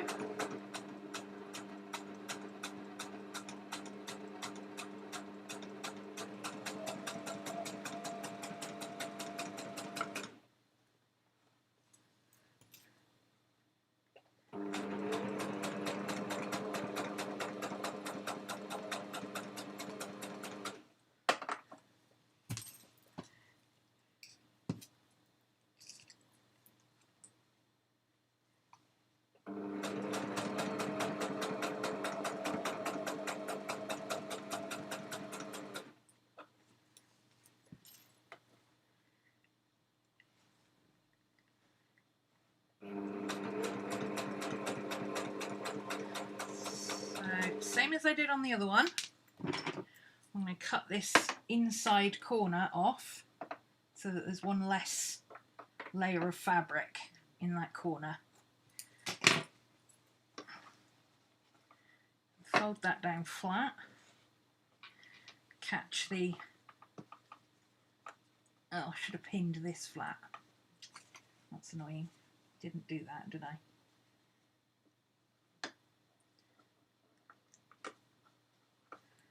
Okay, so hold that down,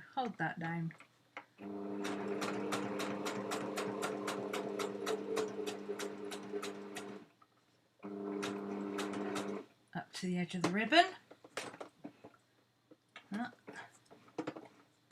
like that. Lift the foot, turn it round. Sew forward. Whoops. Come on. And then lift the foot, and we need a number 9 zigzag. I'm going to shift it over very slightly so that it catches both sides. And then we're just going to do the same again, zigzag down.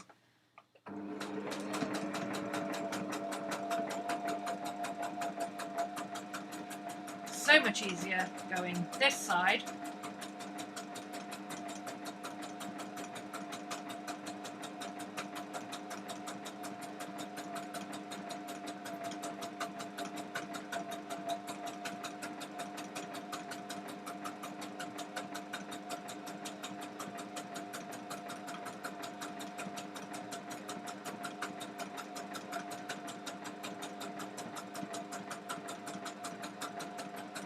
That's a weird noise. I think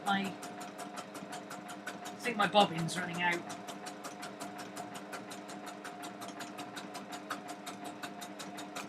Please don't run out yet. Please don't run out yet. Please don't run out yet. Please don't run out yet. Please don't run out yet. Don't do it!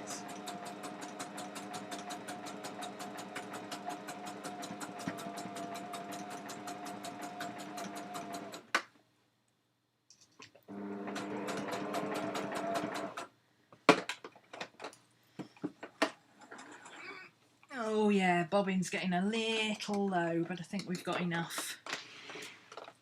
Okay, so that's that bit done.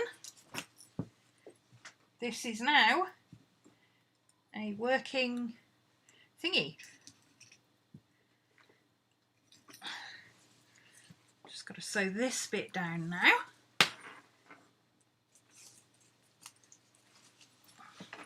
Again, I'm not even gonna do a because this is all sewn in. All of this is hemmed. I'm just gonna do that and zigzag it so that it catches that lining on the inside. The extra couple of bits of material on the inside under the ribbon. So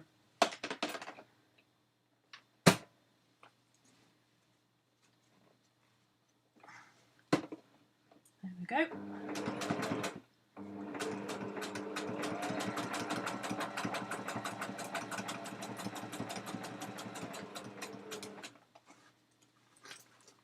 Make sure I keep the strap out of the way. Oh, hang on, that's going to cross over the strap. I need that to lie flat. There we go.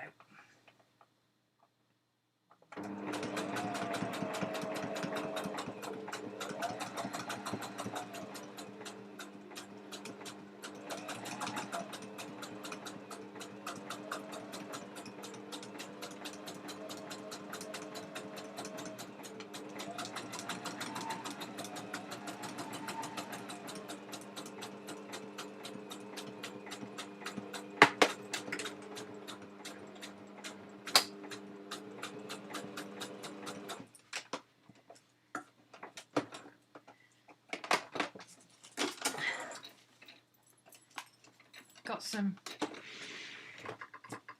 finishing of threads and things to do.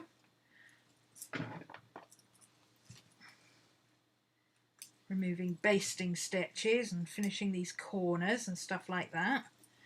But for the most part, it is together.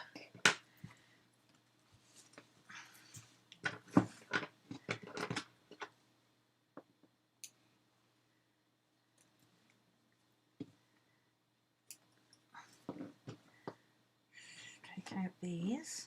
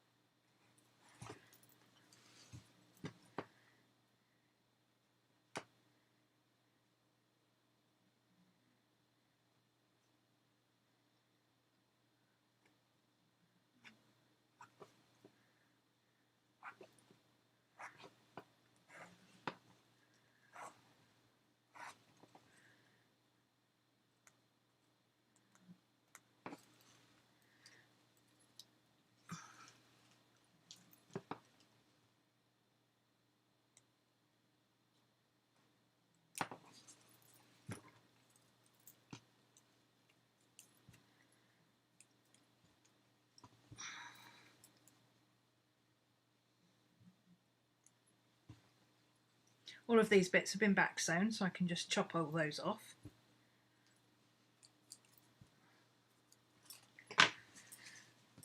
Okay, so the last bit to do is this bit. What I'm going to do, I can take this apart now so you can see what I mean. Take this centre stitch out. So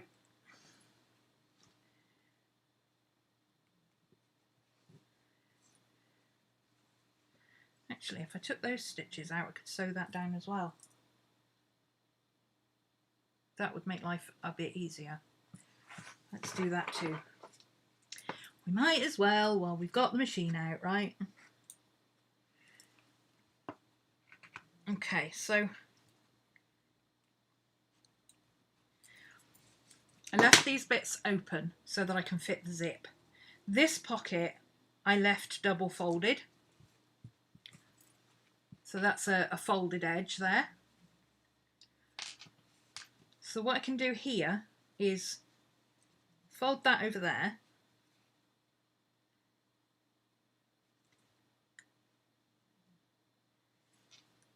No, I can't because I need to fold that over after. No. Hang on. Think. No, I'm going to have to put extra on here. Okay. So I can fold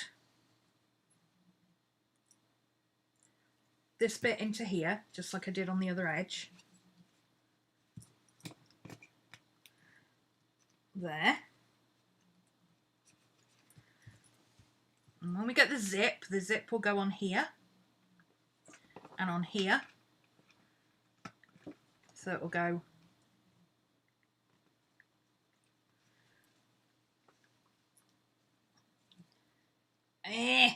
the zip will be there. Okay. So all I've got to do is sew one half of the zip onto this edge here,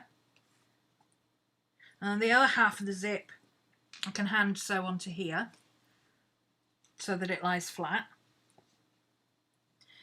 and then sew this bit down, and then I'll have to just put another little bit on the corner. So I might do something with the corners where I actually bind maybe a piece of this over the corners just to make them all look the same, because this corner is one way and this corner is that way now. So, and I need to cover that raw edge. So yeah, I might just put a corner. Oh, thank you for the £5, Pammy. That's a coffee for later. Awesome. Well, for tomorrow morning anyway. Yeah, I might just do a little triangle piece for the corners, like a little tab piece. But I can sew this down. The zip will go there. So it'll be nice and it'll be a nice flat zip. And then at this side we've got all our bits and pieces. Where's that pin that I just put? Oh, it's under there. That's okay. So I could put in, let's see what we can put in this. It's not quite finished yet, but it's close enough to finished. Let's see, we'll put one of those in there. One of those. And that's a tall pen, so we'll put that in there. And then what if we put my lammy in there? That fits nicely. Could fit my little scissors in that pocket. Oh no, because that won't bend round that way then, will it? I could put them in that pocket. Oh, that doesn't. Oh, missed a stitch there. I'll have to. I can hand sew that. That's fine. Maybe scissors, maybe not scissors. Let's put my tin, and let's pretend this is my travel brush, which I can tie that in that way to make sure it stays. See, that's not gonna just fall out now. Let's put a pen in there. a pencil. You get the idea. I'm sure you've seen how a pen wrap works before. I mean, I might put a piece of elastic here, just because this pocket is not quite tall enough. Probably should have done it this height, but I might put a little bit of elastic there so I can put things underneath the elastic. Sort of see where the average height of one of these clips is, and kind of I'll show you with the white elastic. Just put a piece of elastic across that way so that these will all clip onto there. Or even just a piece of ribbon, actually, that would work. Just a piece of ribbon a little bit higher up so I can clip it on if I want to. Yeah, that would work. Just a little piece of that black ribbon would be fine.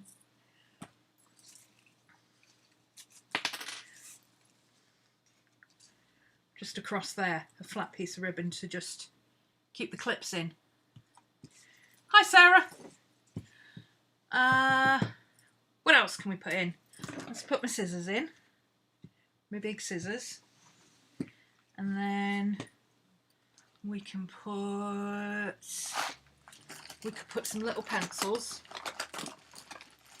in the little pocket, because we got this little pocket back here, remember, because I left that little pocket open. And maybe I could put my eraser in there if I can find it. I can't find it. Let's use a roll of thread, that'll do. And then we could put a couple of pencils in here, and then it all rolls up. Now, I didn't think about this, did I? I don't actually need anything on this edge.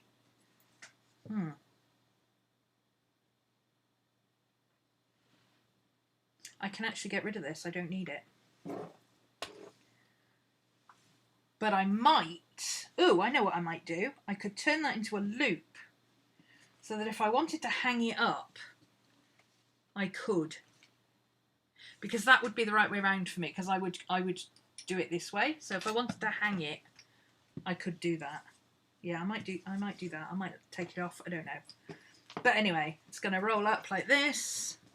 Doobity-doo, doobity-doo, doobity-doo, doobity-doo, doobity-doo-doo, dee-doo, dee-doo, dee-doo. I'm really happy with this. I think it's cute.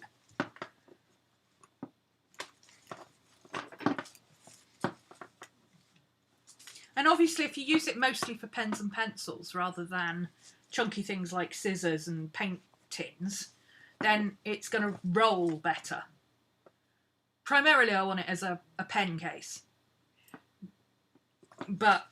And to put some coloured pencils in, because I tend to have like 15 to 20 colour pencils that I'm always using at once, because I change my colours out kind of seasonally. So at the moment, I'm very blue and green and purple. I'm very cool colours at the moment because it's heading into winter. So I can pull out all the pens and pencils that I'm currently using from my cool stash over there. Any Copics that I'm reaching for regularly, all that kind of stuff. And then I can just switch them out, you know, as and when I get to a point where, well, I'm not really using that particular one. I can take that out and swap it for something else. So quick recap. Very quick recap. We started off with the back and the inside, this piece, with all the pockets sewn onto it. I used a piece of double layer cotton just to stiffen it up a little bit. And honestly, I think that's stiff enough. It has a kind of quilted feeling to it. So everything's protected. And especially like my fountain pen, that's the one that you want to be protected most. And by the time you've rolled it all up, that is protected. So I'm quite happy with that. We would have folded in the ends if we didn't have bits of ribbon there, because mine weren't big enough. But the bottom piece is the crucial part. You fold it up halfway, then you fold it up over these pockets, and you need to make sure that it covers all of these pockets. I didn't actually cover this pocket. I've got a hole in this pocket here somehow, so I'm just going to have to stitch that down by hand, but that's okay. It doesn't matter. Okay, so once that's done, then you flatten it out again and stitch the top, same way, fold it halfway, then fold it down and sew it. Fold in the ends, and on mine I'm going to fold in the ends kind of like a double fold, so instead of just one fold this way like that and sew it down, I'm actually doing a double fold in, so I'm going to fold in this edge and put a zip in between them. So I got a little pouch there for anything that could fall out. And then that will be that done. I'm not going to show you sewing in the zip because it's pretty simple. All you've got to do is sew one side of the zip in that way, under there, and then undo the zip and sew it flat on this edge, and then do the zip up. That's all it is, and sew the ends in. It's really not as complicated as people make it sound when they do zips. So let's try putting these pencils in this pocket so that they lie sideways and see how that, because that makes it a little bit wider. It means it won't roll that way. Let's see what happens if we do that. So, oh, it doesn't make much difference because that is the same width as this. So those bits, actually, the bits in that pocket, lie flat against there. In fact, I would argue that it actually makes it better because now it rolls flat. Look at that. I would say that's even better, actually, because now it's flat instead of triangular. Exactly. Easy to take with me to draw in bed. That's exactly what I wanted. Just something I can roll out. I've got it all here. I think this ribbon is a little bit too long. I'm going to have to do something about that. In fact, I might do the ribbon so that it goes around like that, and then I put a bit of Velcro on it or something just to hold it, rather than the whole wrapping it round, because I think it's about that much too long. But I'll leave it for now because I don't know how much I'm going to put in here. But yeah, literally, I just wanted to be able to take this out, roll it down next to me, because my pillow's here, and I usually draw here. There's dogs here, so I've got a space there in front of me where I can roll this out and just have all my pens and pencils in front of me. Instead of a pouch, because a pouch, you know, when you've got a pouch on the bed like that, a pouch is great on a flat surface, but the minute you've got it on a bed, it does that and everything falls out of it. And it keeps doing that. And then you put it that way and it does that. And it just, there's no way to put a pouch on a bed and have it just stay where you want it. So having this that will just lie flat on the bed will be so much easier. And I really like that. I think it looks really cute. So now I need to buy a zip. So while I'm thinking about that, let me see how big. Yeah, this is way too long. I'm going to wait till I've used it a couple of times before I decide. I need a zip. And I will measure, I think a 6-inch zip probably, but let's see. Oh, no, an 8-inch zip and chop it off if I want it to fit all the way along. Okay, so I can pick up a black 8-inch zip or even a red 8-inch zip. The only 8-inch zip I had I used on this. So I'll pick one of those up on eBay. That'll cost about £1. And then that's it. Oh, and I recommend getting a zip with a fastener rather than an open zip. A zip with a fastener is, you know, like a zip that you put on a cardigan, so you can undo it and you push it in and you pull it up, right? That's an open zip. Or one that doesn't have one of these on it. Okay? Now, if you've got an open zip, you can just sew across. But these are so much more hard wearing. So if you've got a closed zip like this, like you would put in the top of the back of a dress or a skirt or something. And then what you do is if your zip is too long, you fit it from this end, so you've got that nice secure piece at the bottom, and all you do is sew it up so that if your zip's too long, you just chop it off at the top and sew it in like that. And then you've just got a zip that goes as far as you need it on one end, but on this end it doesn't keep bashing into the fabric and cause a stress point. Because that's where the stress point is when you go like that. Not when you've got it zipped up. The zip up point is not the stress point. This is the stress point when you go like that. So having that extra piece of metal there that's a closure zip really helps. Just a little tip there for you. I still need to sew some more poppers onto this. I haven't got around to that yet either. I'm going to have I think I'm going to start a list in my bullet journal of unfinished projects, UFOs, unfinished objects, to do as little mini projects of things that I need to finish. Okay, so that's that. I'm so happy with this. I really like it. I think it's going to be great. I don't know what to do with this bit yet. I might just leave it for now. Like tack it. What I might do is fold it up under here and tack it into place like that and see if I use it. And if I don't, I can undo the tacking, cut it off and sew it down properly when I do the zip. Yes, that's what I'll do. Because this might be useful for hanging it up, but I don't know because everything's sideways. Everything might just fall out. See, like that.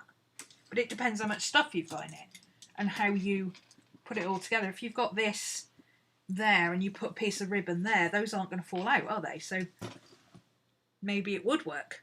Hang up. I'll play and I'll see how it goes. I will catch you up when it's all done. But basically that's it. That's finished. So, thank you for the coffee. Sorry if I missed anybody else. I hope I didn't miss anybody else doing a super chat. I don't think I did, because they stand out really well. I think I only missed that one sticker. Apologies if I did miss anybody else, but I think I just missed that one sticker.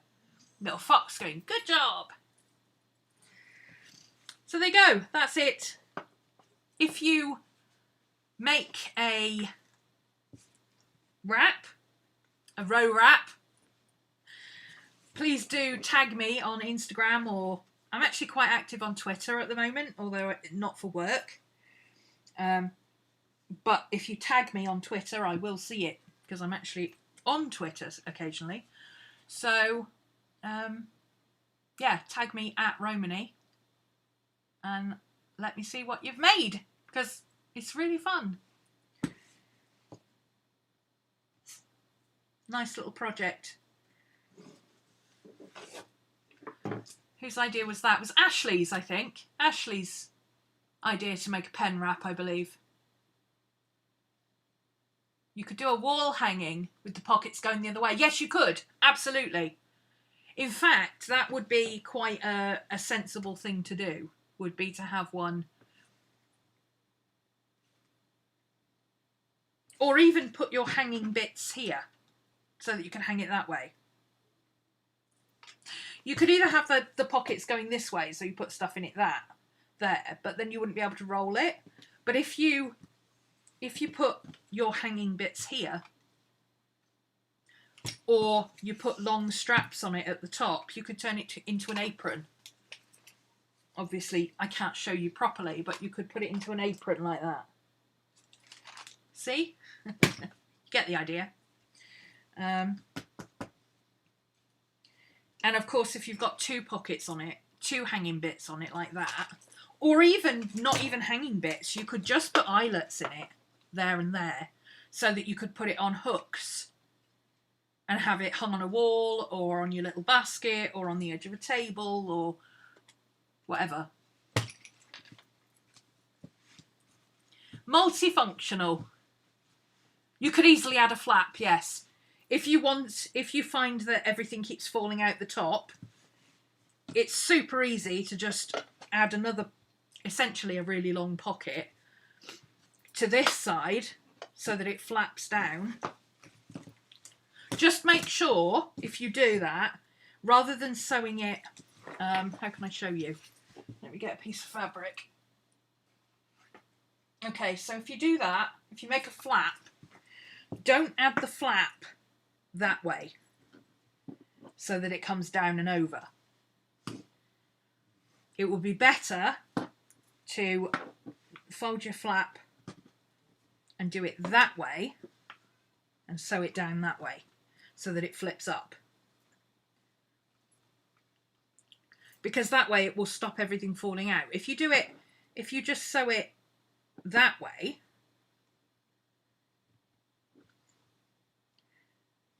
so it's pinned there, then what will happen is this will keep pulling out because it wants to be going that way. If you sew it that way down, it's being held there, so it wants to fall that way. So anything that butts up under here will hit resistance. Does that make sense? I hope that makes sense. Let me do it with a pin because I don't feel like it makes sense. Okay, so if you fold this bit down and you sew it there, okay, this wants to sit here. That's where it naturally wants to be. So if you've got anything in this pocket pushing against it, this, see how it doesn't want to fold down? It doesn't want to be there. It wants to be up there. So this will eventually push out. If you do it this way and sew it down that way, it naturally wants to sit there. So it's not going to push out because it doesn't want to go that way. This is going to cause resistance. I hope that makes sense. You could even be really fancy and just put a flap, say, over that pocket or over this bit here. If you only wanted that bit to have a flap. You could even put a piece of ribbon on this, like this, or a piece of Velcro or whatever, and clip it down to there, so that this becomes its own little bit here. So many bits and pieces you could add to this, and so many different configurations.